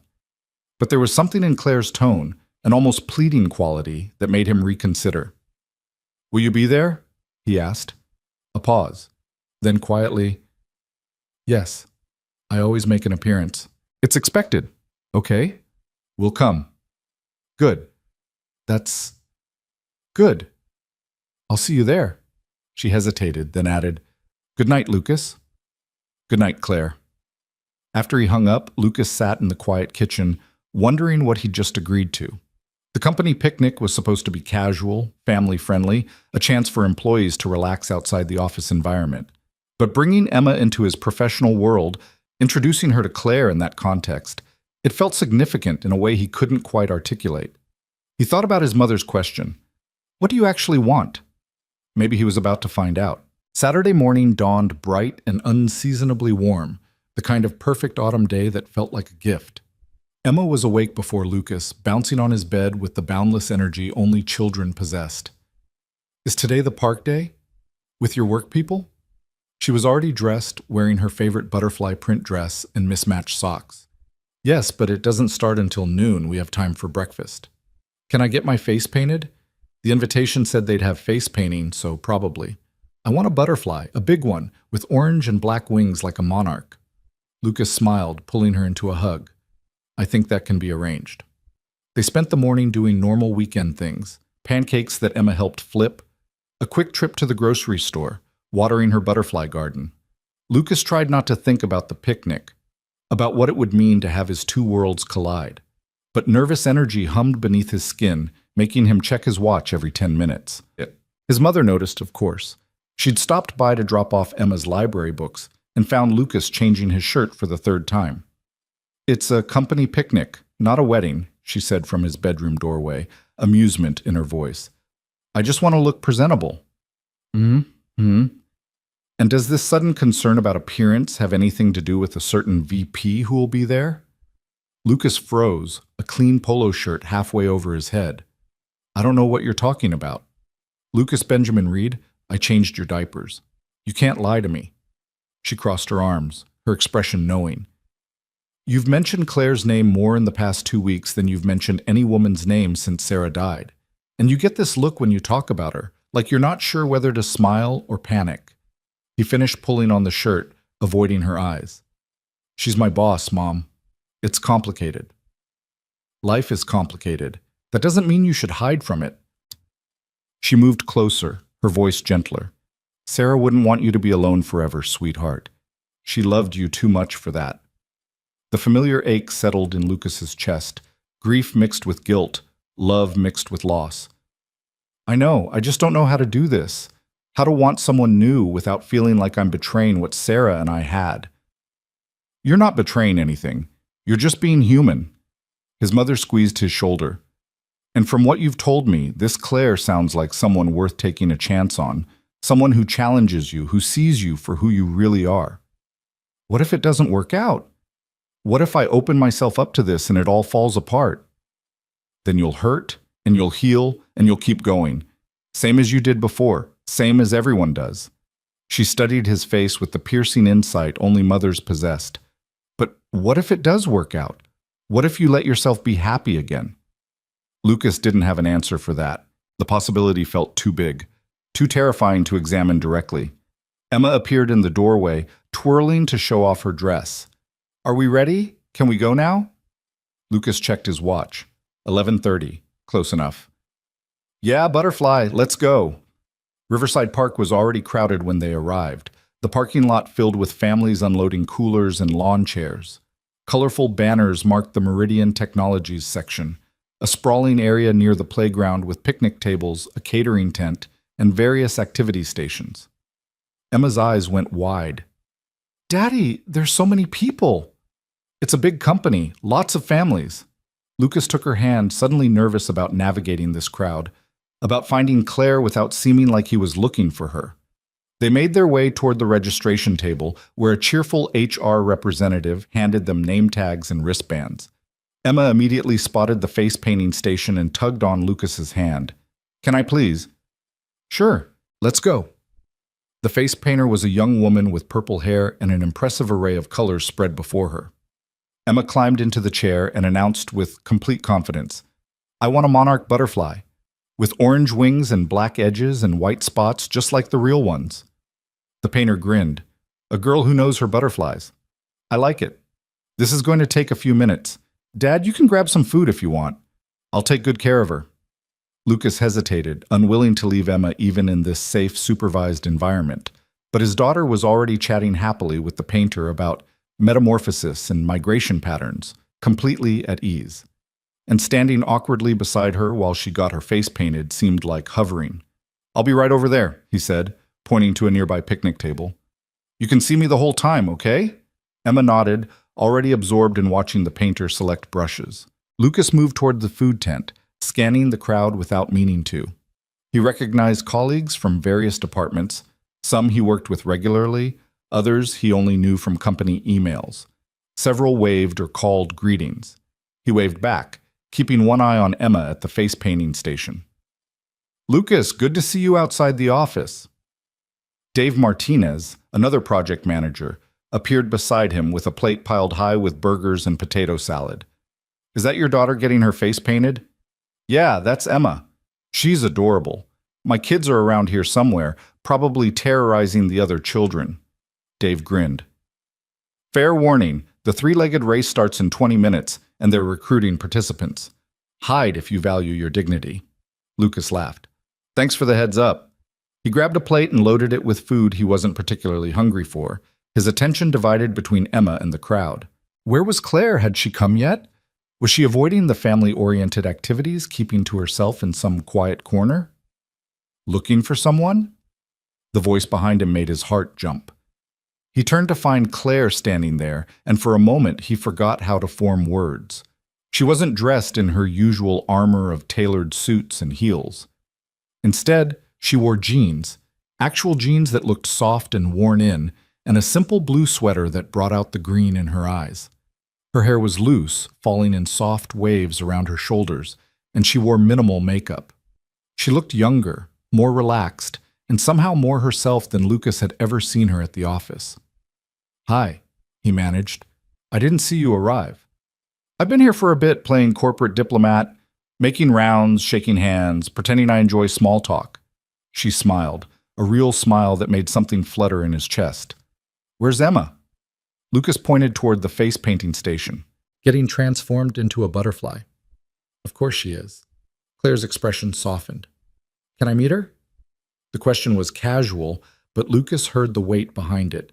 This was a threshold they were crossing, moving from professional colleagues who'd shared an accidental intimacy to something more intentional, more personal. "I'd like that," he said. They walked toward the face painting station together, close enough that their arms occasionally brushed. Emma was sitting perfectly still while the painter added final details to the elaborate butterfly design covering half her face, orange and black wings with intricate white spots, exactly like a monarch. "All done," the painter announced. "Check it out in the mirror." Emma gasped with delight when she saw her reflection. "It's perfect! Daddy, look!" "I see. You look beautiful, butterfly." Emma hopped down from the chair, then noticed Claire standing beside Lucas. She went shy for a moment, tucking herself partially behind his leg. "Emma, this is Ms. Holloway from my work," Lucas said gently. "The one who likes butterflies, too."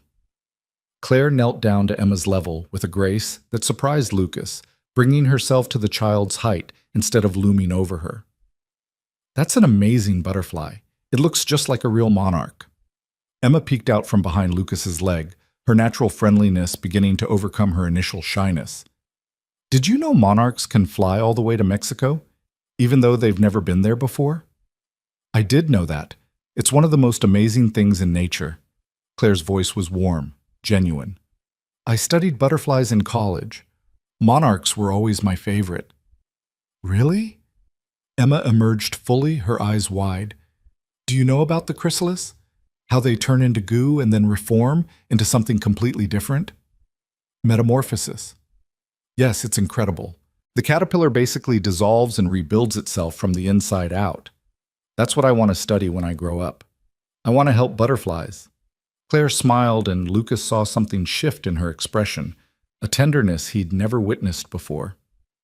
"That's a wonderful dream. The world needs more people who care about small, beautiful things."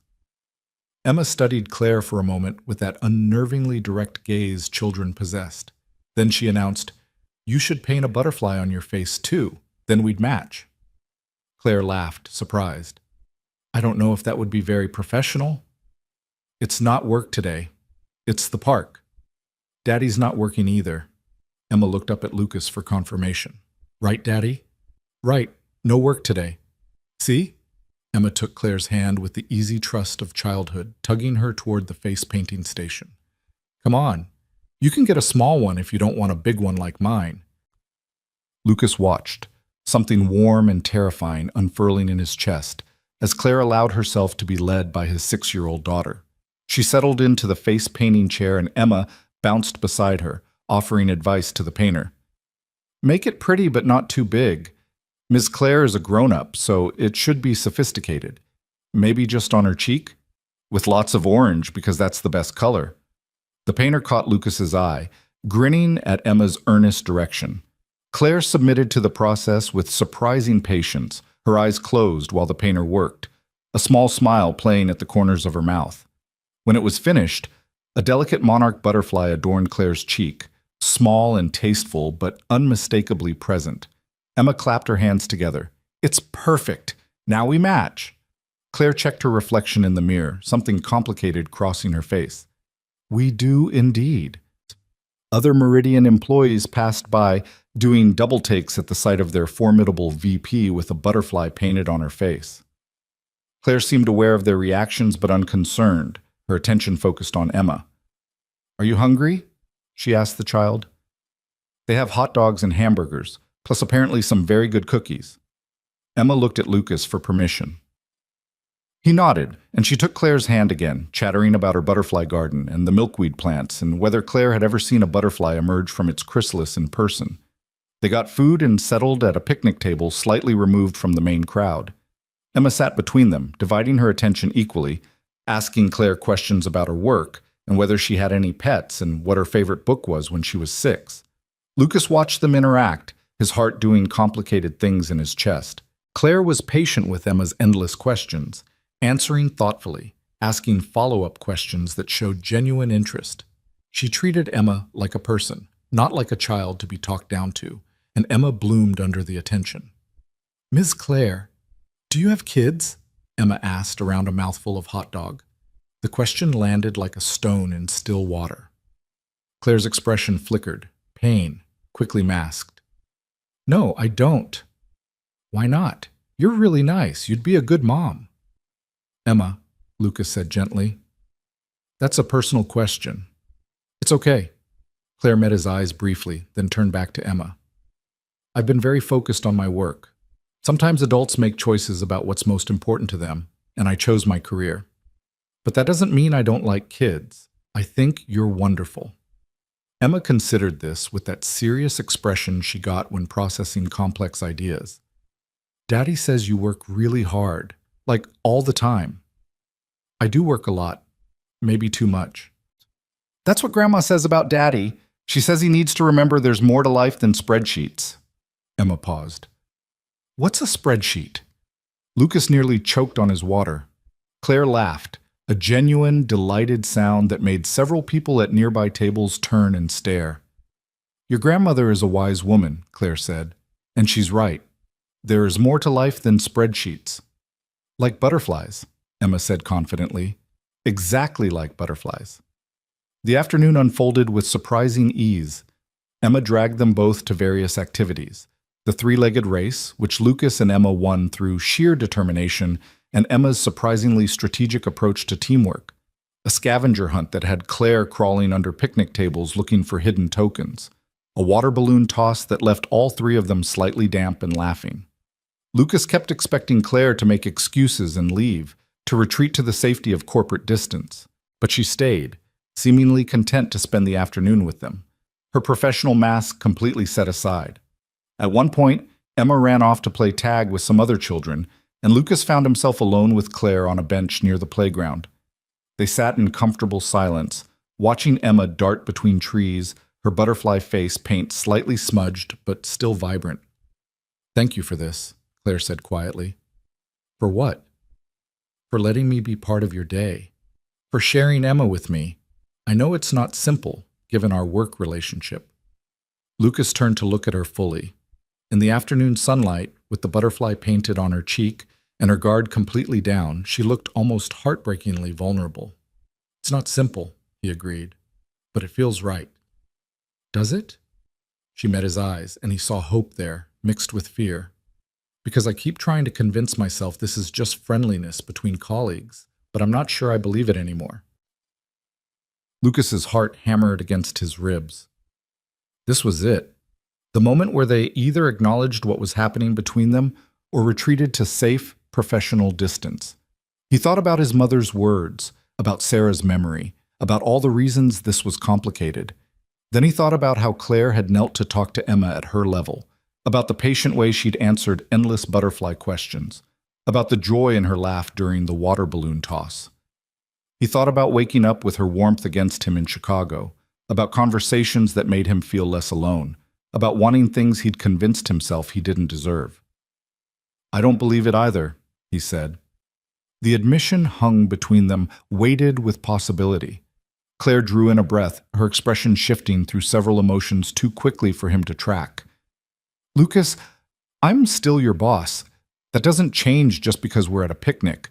The power dynamics, the professional complications. I know, believe me, I know. I've been trying to talk myself out of this for weeks. And? And I can't. Every time I convince myself it's impossible, I remember how you looked in that hotel room when you admitted you didn't know how to be happy. Or how you looked just now, playing tag with a bunch of 6-year-olds like it was the most important thing in the world. And I think maybe some things are worth the complication." Claire was quiet for a long moment, her gaze fixed on Emma playing in the distance. "I'm moving divisions," she said finally. Lucas felt his stomach drop. "What?" "I've been offered a position as VP of Strategic Innovation. Different division, different reporting structure. It's been in the works for a few weeks, but I only got final confirmation yesterday." She turned to look at him. "I wasn't going to mention it yet, but given this conversation, you should know. If I accept, I wouldn't be your direct supervisor anymore." Hope bloomed in Lucas's chest, bright and terrifying. "Are you going to accept?" "I don't know.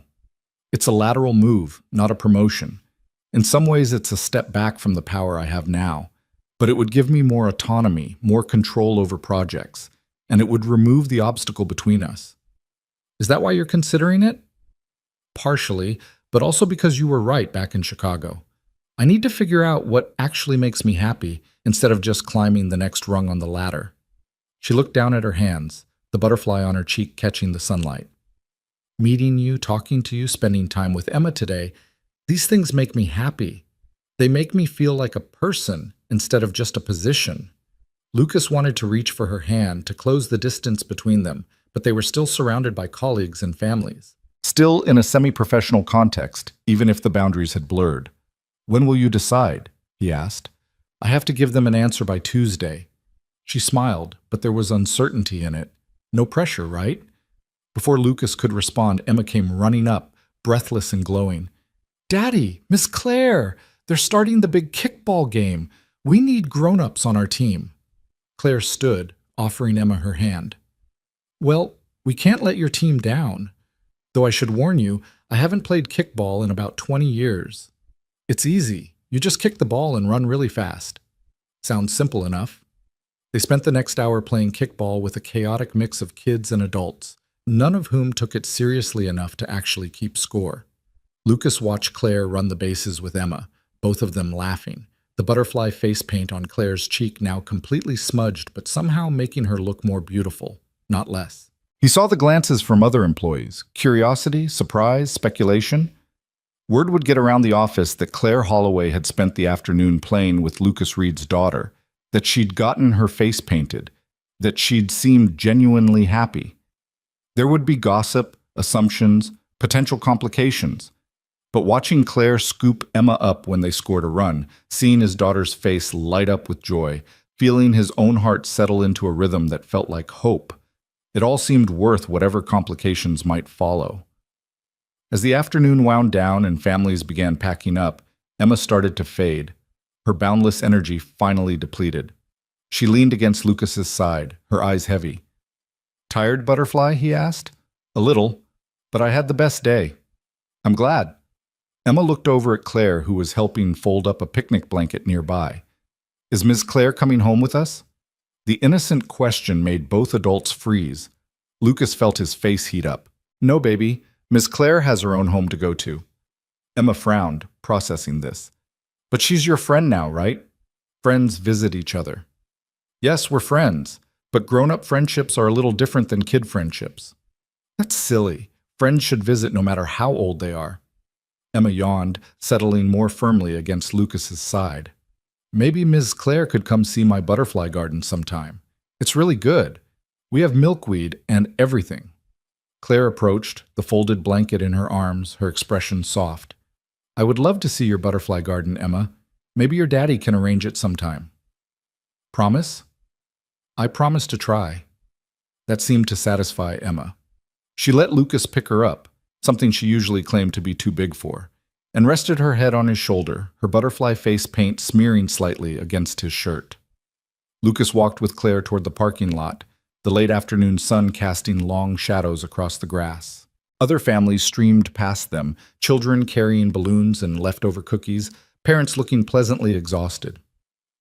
"Thank you for today," Lucas said when they reached Claire's car, "for being so good with Emma, for being real. Thank you for trusting me with her. She's extraordinary, Lucas. You should be proud." "I am, every single day." Claire unlocked her car but didn't get in. Instead, she stood there, keys in hand, seeming to wrestle with something. Finally, she said, "I'm going to accept the position, the move to strategic innovation." Lucas's heart kicked. "Because of us?" "Because of me. Because I want to see what it's like to make choices based on what I actually want instead of what looks best on my resume. Because you and Emma reminded me that there's more to life than the next promotion." She paused. "And yes, because of us. Because I want to see where this could go without professional ethics standing in the way." Emma stirred against Lucas's shoulder, making a small, sleepy sound. Claire reached out, gently smoothing down a piece of Emma's hair that had escaped her ponytail. "She's lucky to have you," Claire said softly. "I'm the lucky one." "You keep saying that, but I think you're both lucky to have each other." Claire's hand lingered for a moment, almost touching Lucas's arm, then pulled back. "I should go. You should get her home." "Claire?" She paused, one hand on her car door. "I'm glad you came today. I'm glad you're making this choice." She smiled and it transformed her face completely. "So am I, terrified, but glad." Lucas watched her drive away, Emma's weight warm and solid against him, the future suddenly full of possibilities he hadn't dared to imagine. The parking lot emptied around them, families heading home to their normal Saturday evenings. But nothing felt normal anymore. Everything felt like it was shifting, settling into a new configuration that was both scary and right. "Daddy?" Emma mumbled against his shoulder. "Yeah, Butterfly? I really like Miss Claire. She's nice, and she knows about butterflies." "She is nice, and she does know about butterflies." "Are you going to marry her?" Lucas nearly dropped his car keys. "What?" "Emma, no, we're friends. It's not like that." Emma lifted her head to look at him with those two perceptive eyes. "But you like her, I can tell. You get the same smile Mommy used to give you in the pictures." The observation hit Lucas square in the chest, out of the mouths of babes, as his own mother liked to say. He thought about how to answer, how to be honest without making promises he couldn't keep. "I do like her," he admitted, "but grown-up relationships are complicated, baby. We have to take our time and make sure we're doing the right thing." "Because of me?" "Partially. You're the most important person in my life, Emma. I would never do anything that might hurt you or make you unhappy." Emma considered this seriously, then said, "I don't think Miss Claire would make me unhappy. I think she'd make you smile more. And when you smile more, everybody's happier." Lucas hugged his daughter tight, overcome with love for this wise little person who saw the world with such clarity. "When did you get so smart?" "I've always been smart. You just don't always listen." He laughed despite the emotion clogging his throat. "You're absolutely right. I should listen to you more often." They drove home through the golden late afternoon light, Emma falling asleep in her car seat, the butterfly on her face now more smudged than pattern, but still beautiful. Lucas's mind raced with everything that had happened, everything that was changing. Claire was moving divisions. The obstacle between them was being removed. The possibility he'd been afraid to acknowledge was becoming real, concrete, unavoidable. And for the first time since Sarah died, Lucas let himself imagine a future that included not just survival and responsibility, but actual happiness. A future where he could be both a devoted father and a man capable of loving again. A future where the carefully separated parts of his life, work and home, duty and desire, might finally integrate into something whole. His mother was waiting when they got home, one look at his face telling her everything she needed to know. She took Emma, still sleeping, from his arms and headed toward the stairs. "I'll put her to bed," she said. "You look like you need a minute to process." Lucas stood in his living room, the house quiet except for the distant sounds of his mother's gentle voice reading Emma a bedtime story. He thought about Claire's hand almost touching his arm in the parking lot, about her promise to visit Emma's butterfly garden, about the way she'd looked at him when she said she was making choices based on what she actually wanted. He thought about monarchs flying thousands of miles to a place they'd never been, guided by instinct and faith and something deeper than logic. He thought about Emma's butterfly garden, about creating the conditions for transformation and then trusting the process. Maybe that's what this was, creating the conditions for something new to emerge. Not betraying the past, but allowing space for the future. Not forgetting Sarah, but honoring her by choosing to keep living fully instead of just existing. His phone buzzed, a text from Claire. "Thank you for today. Emma is remarkable. You're remarkable. Sleep well." Lucas typed back. "Thank you for being there, for being yourself. Looking forward to Tuesday's announcement." Her response came quickly. "Me too." Terrified, but "Me too." "Good night, Lucas. Good night, Claire." He went upstairs to check on Emma. She was asleep in her bed, her face finally washed clean of butterfly paint, her stuffed animals arranged around her in their familiar constellation. His mother had left a nightlight on, casting soft shadows across the room. Lucas sat on the edge of Emma's bed, watching her sleep, his heart so full it ached. This child, this perfect, perceptive, butterfly-loving child, had somehow known what he'd been too scared to acknowledge. That loving again wasn't betrayal. That opening himself to possibility wasn't weakness. That maybe, just maybe, their carefully built life had room for one more person. He kissed Emma's forehead and whispered the same words he'd said every night since Sarah died. "I love you, butterfly, more than all the monarchs in Mexico." Then he added something new. "And I think maybe, just maybe, we're going to be okay. More than okay. I think we're going to be happy."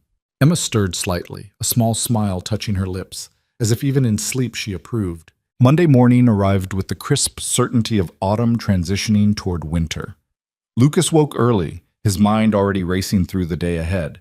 Claire would be making her announcement about the division move tomorrow, but today they still existed in the limbo of professional boundaries and unspoken possibilities. Emma was unusually quiet over breakfast, pushing her cereal around her bowl with a thoughtful expression. "What's going on in that head of yours, butterfly?" Lucas asked. She looked up, her eyes serious. "Is Miss Claire going to be at your office today?" "Probably. Why?" "I just wanted to make sure she was okay. Sometimes grown-ups get sad when they have to make big decisions." Lucas marveled again at his daughter's perceptiveness. "How do you know Ms. Claire has a big decision to make?" Emma shrugged with the casual wisdom of childhood. "I could tell. She had that look people get when they're thinking really hard about something important, like when you were deciding whether to take the new job. You notice a lot, don't you?" "Grandma says I have good instincts about people." Emma took a bite of cereal, then added, "I think Ms. Claire is lonely. Not sad lonely, but like she's been by herself for so long she forgot what it's like to have people." The observation was so accurate it made Lucas's chest tight. "That's very insightful, baby. Will you tell her I hope she's okay, and that she should come see my butterfly garden soon like she promised?" "I'll tell her." At the office, the day unfolded with deceptive normalcy. Lucas attended meetings, reviewed project timelines, coordinated with his team. But underneath the routine, anticipation hummed through him like an electrical current. Tomorrow, everything would change. Tomorrow, Claire would announce her move, and the obstacle between them would be removed. He saw her twice during the day, once in a department meeting where she was her usual commanding self, and once in the hallway where they passed with professional nods and carefully neutral expressions. But her eyes held his for a fraction of a second longer than necessary, and Lucas saw the same anticipation reflected there.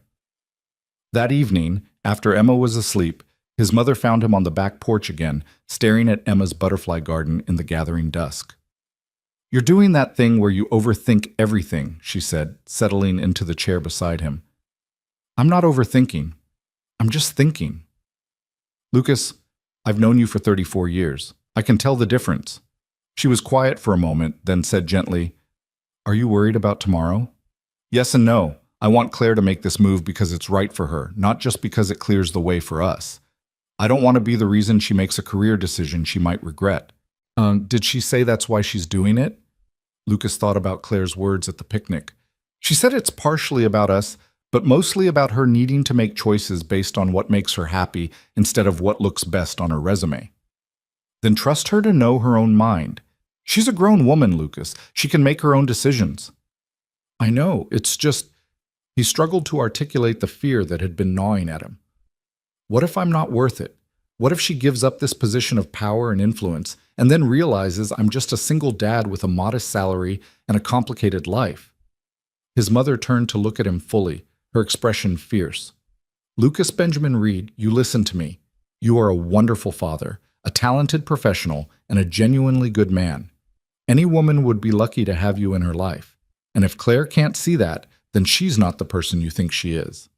But what about Emma? What if this doesn't work out and Emma gets hurt? She's already attached to Claire. Emma has good instincts, remember? She wouldn't have opened her heart to Claire if she didn't feel safe doing so. His mother reached over and squeezed his hand. You can't protect Emma from every possible hurt, sweetheart. All you can do is model what healthy love looks like. Taking chances, being honest, treating people with respect and kindness. Even if things don't work out with Claire, Emma will learn that it's okay to take risks on people who matter. Lucas sat with that wisdom, feeling some of the tension ease from his shoulders. His mother was right. He'd been so focused on protecting Emma from potential loss that he'd forgotten the value of showing her it was possible to love again after grief. When did you get so wise? He asked. About the same time you were born, and I realized I had no idea what I was doing. Parenting is just making it up as you go and hoping you don't mess them up too badly. Lucas laughed despite himself. That's reassuring. You're doing great, honey. Emma is happy, healthy, and loved. That's what matters. The rest is just details. That night, Lucas slept better than he had in weeks, his mind finally quiet.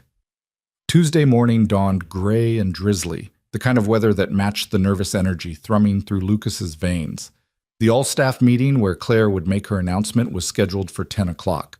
Lucas arrived at the office early, unable to focus on actual work, refreshing his email every few minutes, even though he knew nothing would change.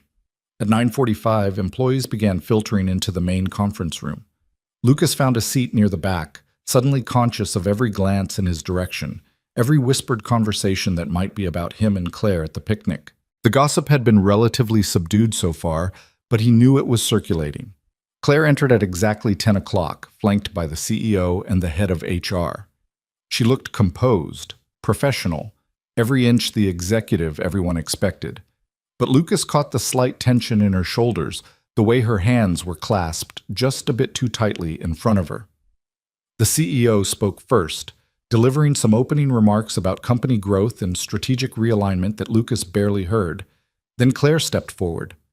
"Thank you all for coming," she said, her voice steady and clear. "I have an announcement to make regarding my role at Meridian. Effective immediately, I'll be transitioning from my position as VP of Operations to VP of Strategic Innovation." A ripple of surprise moved through the room. Claire continued, "This is a lateral move, not a promotion, which I'm sure seems counterintuitive to some of you. But I've realized that my career path has been driven primarily by advancement rather than actual passion. Strategic innovation is a smaller division with more autonomy and more opportunity to work on projects I find genuinely meaningful. It's a choice based on what I want to build rather than what title I want to hold." Lucas felt his heart swell with pride. She was owning this decision, making it clear it was about her own growth and not about running away from anything. "The operations division will be in excellent hands during the transition," Claire continued, "and I'm excited to explore new directions. I hope you'll all support this move as I continue to contribute to Meridian's success in a different capacity." The CEO added some comments about Claire's contributions and the search for her replacement in operations. People asked questions about transition timelines and project handoffs. Through it all, Claire maintained her professional composure, answering clearly and confidently. Lucas noticed several people glancing between him and Claire, clearly doing math about what this move might mean for their relationship. But Claire never looked at him directly, never gave anyone ammunition for speculation. When the meeting ended, Lucas returned to his desk, his mind racing. The obstacle was gone. Claire was no longer his boss. They could move forward without ethical complications or professional conflicts of interest. So why did he feel terrified? His phone buzzed with a text from Claire. "Can we talk?" "My new office, 2 p.m.?" Lucas typed back. "I'll be there." The hours until 2 o'clock crawled by with agonizing slowness. Lucas tried to focus on work, but his mind kept circling back to what Claire might say, what he wanted to say, how to navigate this new reality they'd created. At 1:50, he headed to the Strategic Innovation Division on the 3rd floor. Claire's new office was smaller than her previous one, but it had large windows overlooking the courtyard and a more personal feel. She was unpacking boxes when he arrived, surrounded by books and files and the detritus of a career in transition. "Hi," she said, looking up. "Sorry about the mess. I'm trying to make this space feel like mine." "It's fine. Congratulations on the move." "Thank you. It feels right, which is new for me. Usually career decisions feel strategic or necessary. This one just feels honest." She set down the book she'd been holding and turned to face him fully. "I wanted to talk to you away from everyone else, to make sure we're on the same page about what happens next." Lucas's heart hammered. "Okay." Claire moved to close the office door, then leaned against her desk, her arms crossed loosely. "I meant what I said at the picnic. This move was about me choosing what I actually want instead of what looks good on paper. And part of what I want is the freedom to explore whatever this is between us without professional complications." "I want that too. But we need to be realistic, Lucas. This isn't going to be simple. We work for the same company. People are already speculating, and you have Emma to consider. Her needs, her feelings, her well-being. That has to come first." "It always does." "I know. Which is why I need to ask you directly. Are you sure about this? About us? Because if you have doubts, we should address them now before we get any further." Lucas took a step closer, his eyes never leaving hers. "I'm terrified. I'm terrified of screwing this up, of hurting Emma, of losing you before we've even really begun. But I'm also more certain about this than I've been about anything since Sarah died.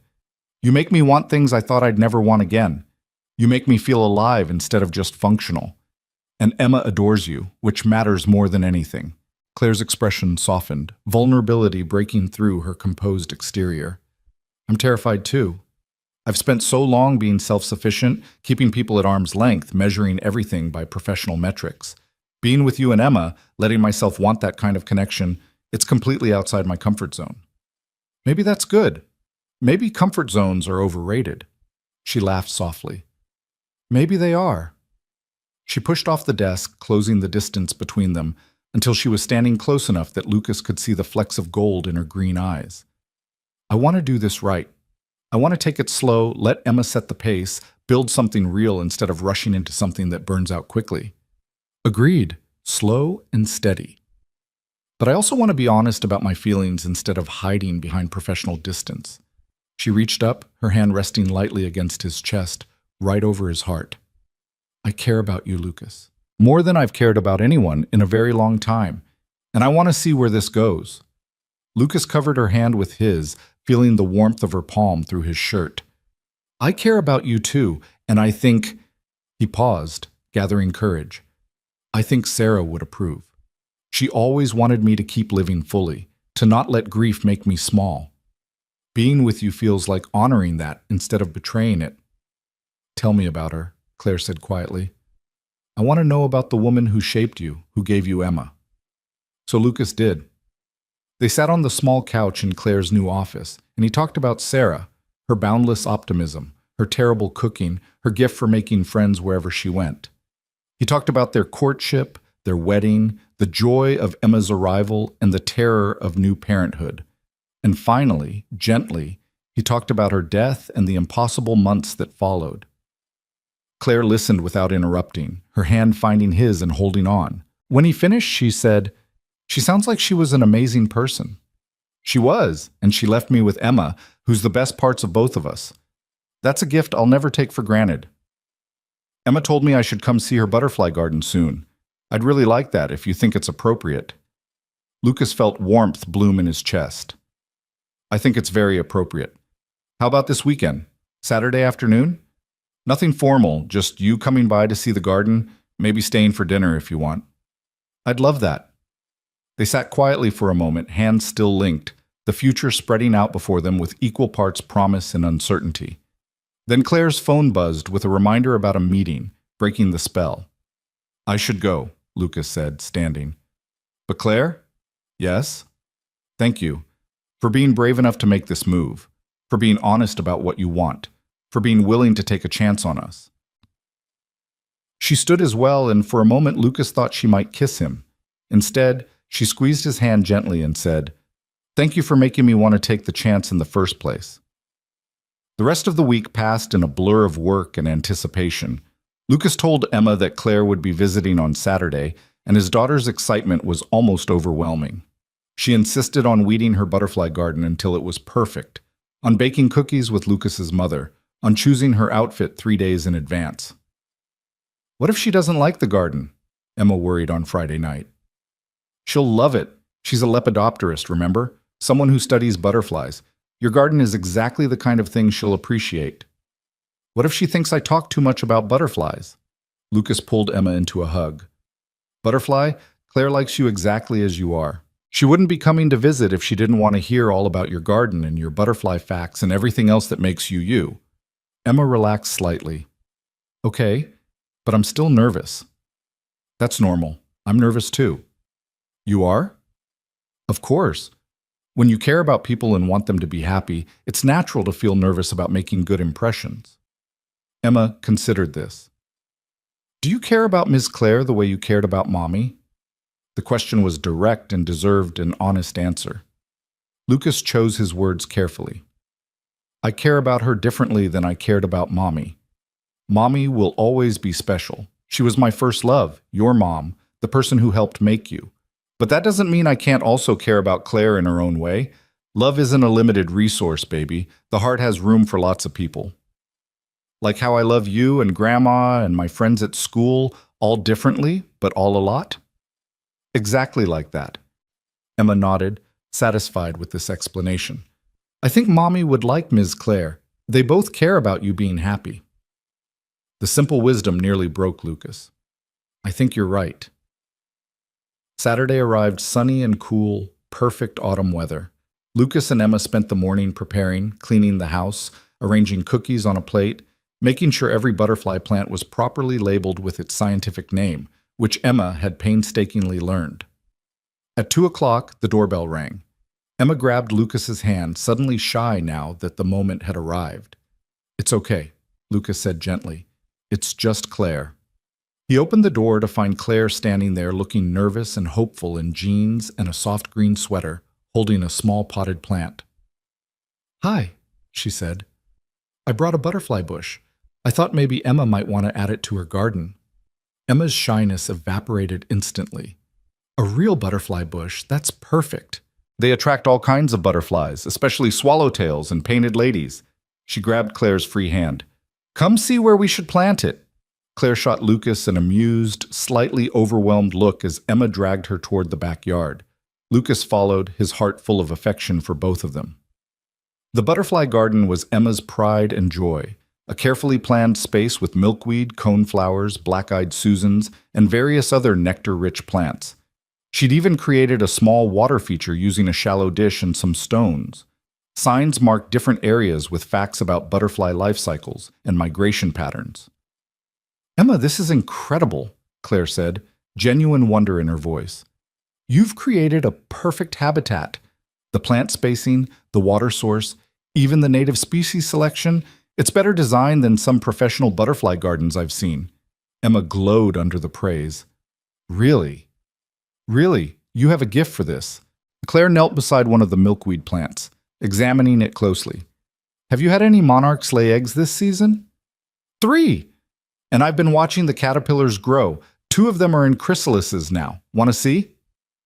For the next hour, Lucas watched as Emma showed Claire every detail of her garden, explaining her plant choices and butterfly observations with the passionate expertise only children could muster.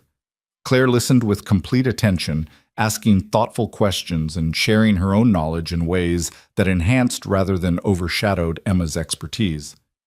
Lucas's mother appeared at one point with lemonade and cookies, introducing herself to Claire with barely concealed curiosity and approval. They chatted easily while Emma continued her garden tour, and Lucas saw his mother's expression soften as she watched Claire interact with Emma. Eventually, Emma's boundless energy began to flag.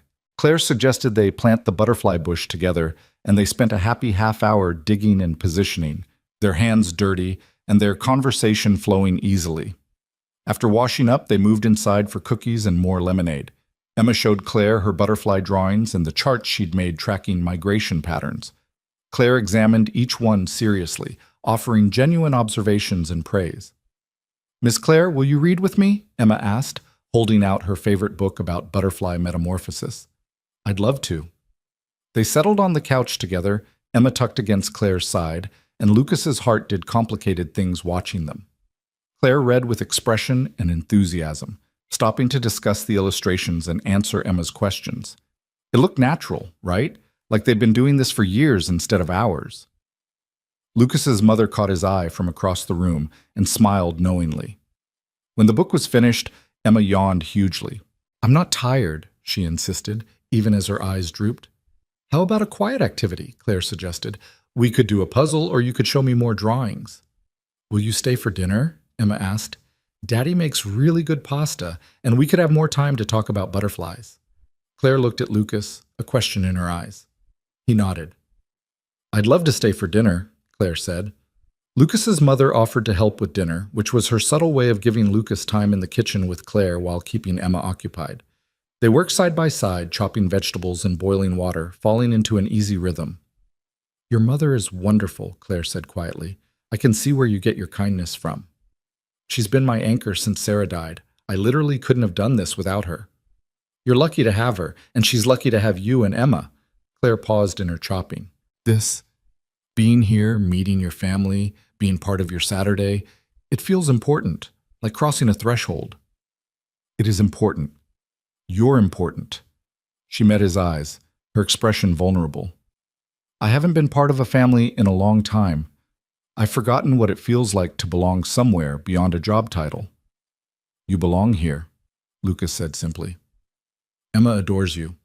My mother clearly approves, and I—" He stopped, the words catching in his throat. "You what?" "I'm falling for you. Have been since Chicago, probably.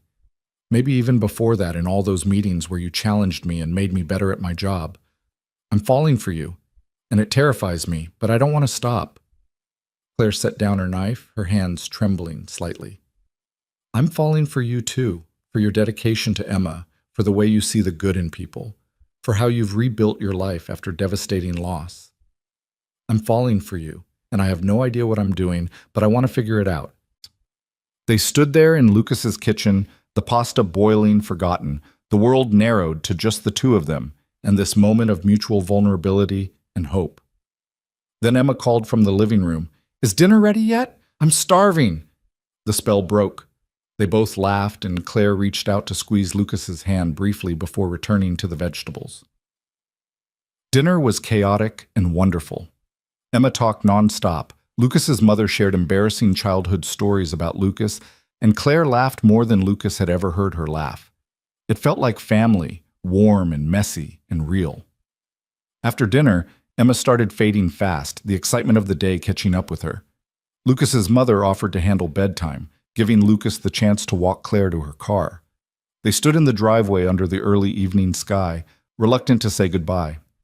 "Thank you for today," Claire said, "for welcoming me into your home, your life, for trusting me with Emma. Thank you for being exactly who you are, for reading butterfly books and getting your hands dirty in the garden, for making Emma feel special." "She is special. You both are." They stood close together, and Lucas felt the pull toward her like gravity. Slowly giving her time to pull away, he leaned down and kissed her forehead gently. "Good night, Claire." "Good night, Lucas." He watched her drive away, then turned to find his mother watching from the doorway with a knowing smile. "Don't say it," he warned. "I don't have to. Your face says it all."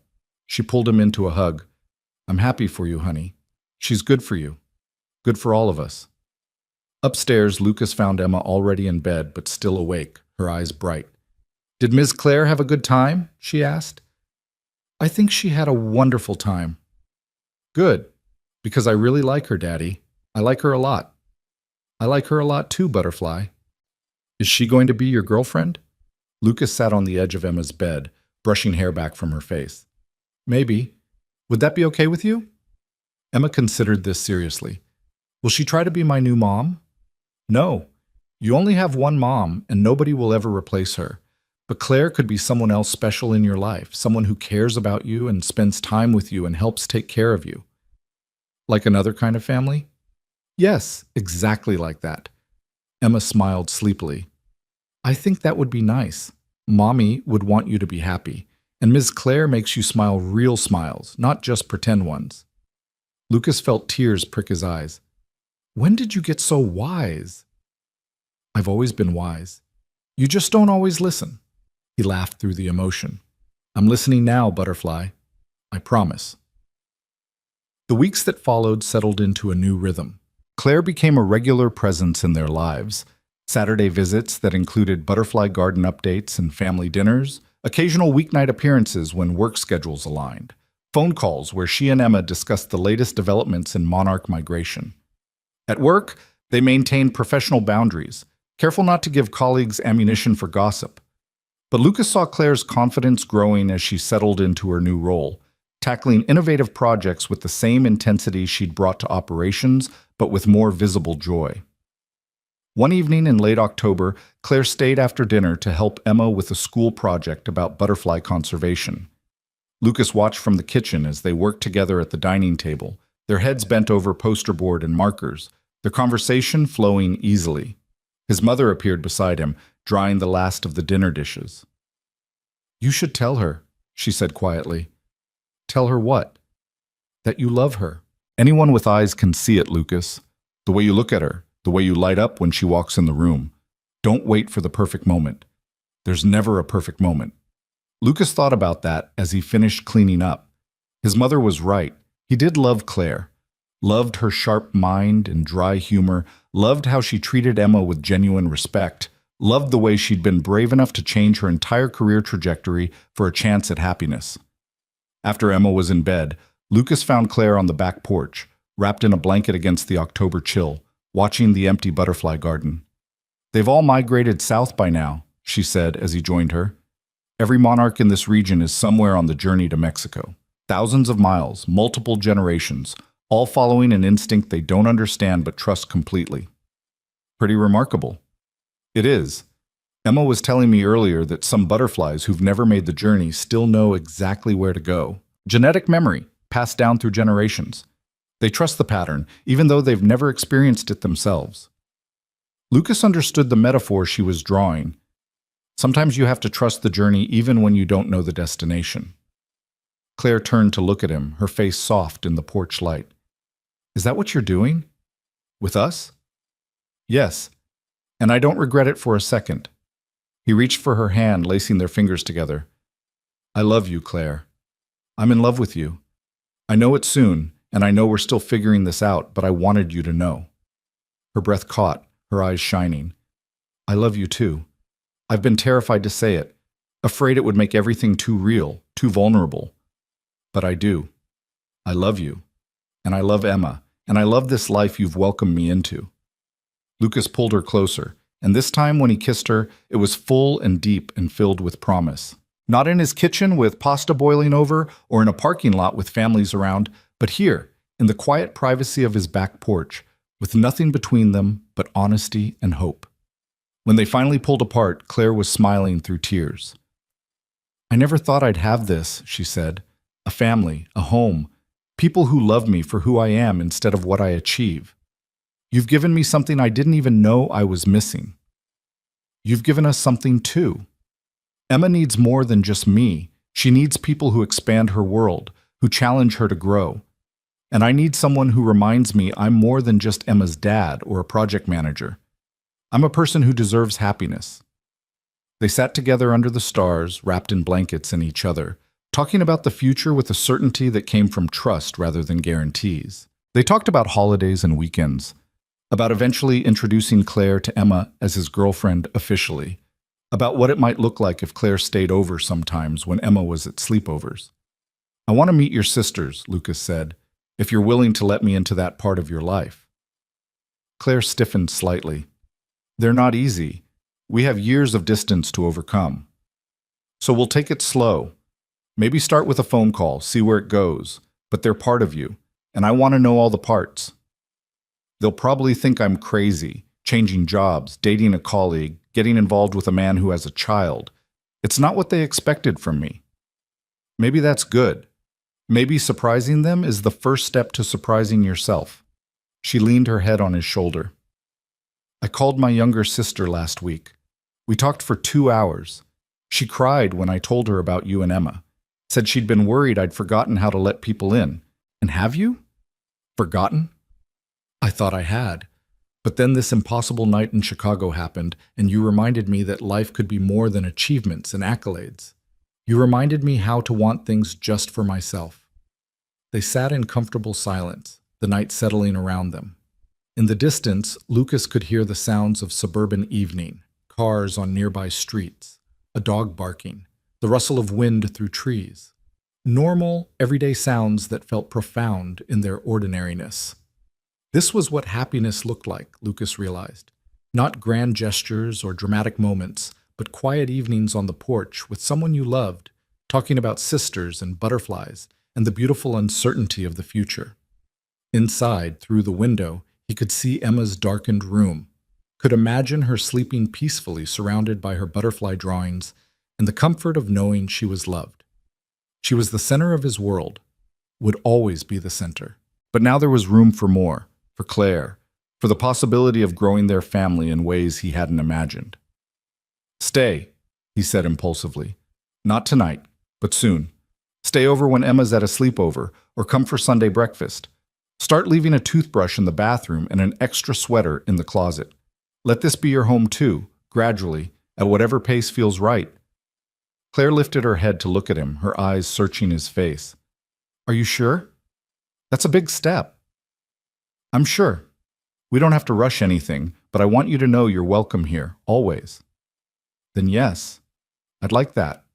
A toothbrush and a sweater, and Sunday breakfast. All of it."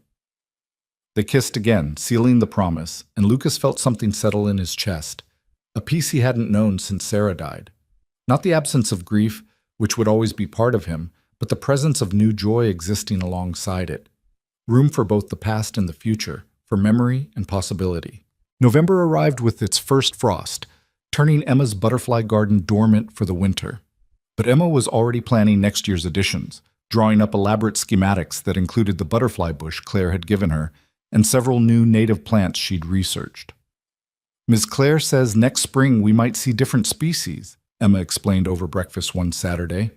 Claire was coming over later and Emma was planning their activities with military precision. "Not just monarchs, but maybe some swallowtails and painted ladies. Sounds like you two have big plans." "We do. And Daddy?" Emma looked at him seriously. "Can I start calling her just Claire instead of Ms. Claire, since she's part of our family now?" Lucas felt his throat tighten with emotion. "I think she'd like that very much, Butterfly, but maybe ask her first, make sure she's comfortable with it." When Claire arrived that afternoon, Emma immediately pulled her aside for a serious conversation. Lucas watched from the kitchen as Emma asked her question, saw Claire's face transform with joy, saw her pull Emma into a tight hug. "Of course you can call me Claire," she said, loud enough for Lucas to hear. "I'd be honored." They spent the afternoon raking leaves and planning the garden expansion, Claire fitting seamlessly into the weekend routine. She helped Emma with homework, joined in a board game that Lucas's mother won with suspicious ease, and stayed for dinner without needing to be asked. After Emma was in bed, the three adults sat in the living room with coffee and comfortable conversation. "I'm going to head home," Lucas's mother announced, though her knowing smile suggested she was creating space for Lucas and Claire. "Lucas, walk me out?" At her car, she pulled him into a hug. "I'm proud of you, honey, for being brave enough to love again, for building something beautiful with Claire." "I couldn't have done it without you, Mom. Without you taking care of Emma, giving me space to figure this out. That's what family does. We make room for each other to grow." She patted his cheek gently. "Sarah would be proud too. of how you've honored her memory while still choosing to live fully. That's the greatest tribute you could give her. After his mother left, Lucas returned to find Claire tidying up the coffee cups, moving around his kitchen like she belonged there. Because she did belong there, he realized. She'd found her place in his life not by trying to fill the void Sarah left, but by creating her own space alongside it. Emma's butterfly garden is going to be magnificent next spring, Claire said, rinsing mugs in the sink. She has such vision for someone so young. She gets that from Sarah, the ability to see possibility where others see just dirt and seeds. Lucas moved beside her, taking a dish towel to dry. Thank you for nurturing that in her, for taking her interests seriously. How could I not? She's remarkable, and she's part of you, which makes her even more precious. They finished the dishes in comfortable silence, then migrated to the couch. Claire tucked herself against Lucas's side, fitting perfectly in the curve of his arm. I talked to my sister again yesterday, she said. The older one, Margaret. I told her about you and Emma, really told her, about how happy I am, how different my life looks now. How did she react? She was surprised but pleased, asked when she could meet you both. I told her maybe at Thanksgiving, if you're comfortable with that. Lucas felt a flutter of nerves but also excitement. Meeting Claire's family was another threshold, another step toward fully integrating their lives. I'd like that. Though fair warning, my mother will absolutely grill your sisters about their intentions toward her son. Claire laughed. I'd expect nothing less. Family looking out for family. Is that what we are now? Family? She tilted her head up to look at him, her expression tender. I think we've been family for a while now. We just needed time to acknowledge it. Lucas kissed her, soft and slow, pouring everything he felt into the gesture. When they finally pulled apart, Claire's eyes were shining. I need to tell you something, she said. Something I've been thinking about for a few weeks. Okay. I want to be more than your girlfriend, more than the woman who visits on weekends. I want to be part of Emma's life in a real, meaningful way. Not trying to replace Sarah. I would never do that. But as someone who loves her and wants to help raise her. She paused, gathering courage. I want us to build a life together, Lucas. All three of us. Lucas felt his heart expand, making room for this new possibility. Are you saying what I think you're saying? I'm saying I want a future with you and Emma. I want weekend pancakes and butterfly gardens and homework help and all the beautiful, messy reality of being a family. I want to wake up next to you and read bedtime stories to Emma and build something that lasts. Claire, He had to stop, emotion clogging his throat. That's everything I want too, but are you sure? This means giving up a lot of the freedom you valued. It means PTA meetings and sick days and negotiations about bedtime. I know, and a year ago that would have terrified me. But now it sounds like exactly the life I want. You and Emma have shown me that achievement without connection is hollow. I'd rather have this, us, together, than any corner office or executive title. Lucas pulled her close, holding her tight. Then let's do it. Not tomorrow. We'll take our time, make sure Emma's ready, do this right. But yes, let's build this life together. They sat holding each other while the house settled into nighttime quiet around them. Upstairs, Emma slept peacefully, dreaming her butterfly dreams. Outside, the November wind rustled through bare trees, the garden dormant but full of potential for spring. This was happiness, Lucas thought. Not the absence of grief or challenge, but the presence of love strong enough to hold space for both joy and sorrow, memory and hope. Sarah would always be part of their story, woven into the fabric of who he and Emma were. But there was room for Claire too, room for new chapters and different happiness. The journey from that stormy night in Chicago to this quiet November evening had been neither straight nor simple. But like the monarchs Emma loved so much, they'd followed an instinct they didn't fully understand, trusting the pattern even when the destination was unclear. And they'd arrived exactly where they needed to be, together, whole, and ready for whatever came next.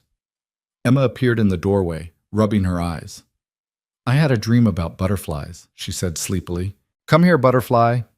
Lucas held out his arms, and Emma padded over, climbing onto the couch between him and Claire. Was it a good dream? Claire asked, brushing Emma's hair back gently. Yeah. We were all in the butterfly garden, and there were thousands of monarchs everywhere. And Mommy was there too, but she was made of light. She told me she was happy we have Claire now. Lucas felt tears prick his eyes. Claire's hand found his over Emma's head, squeezing gently. That sounds like a beautiful dream, Claire said softly. It was. And when I woke up, I wasn't sad. I was just happy.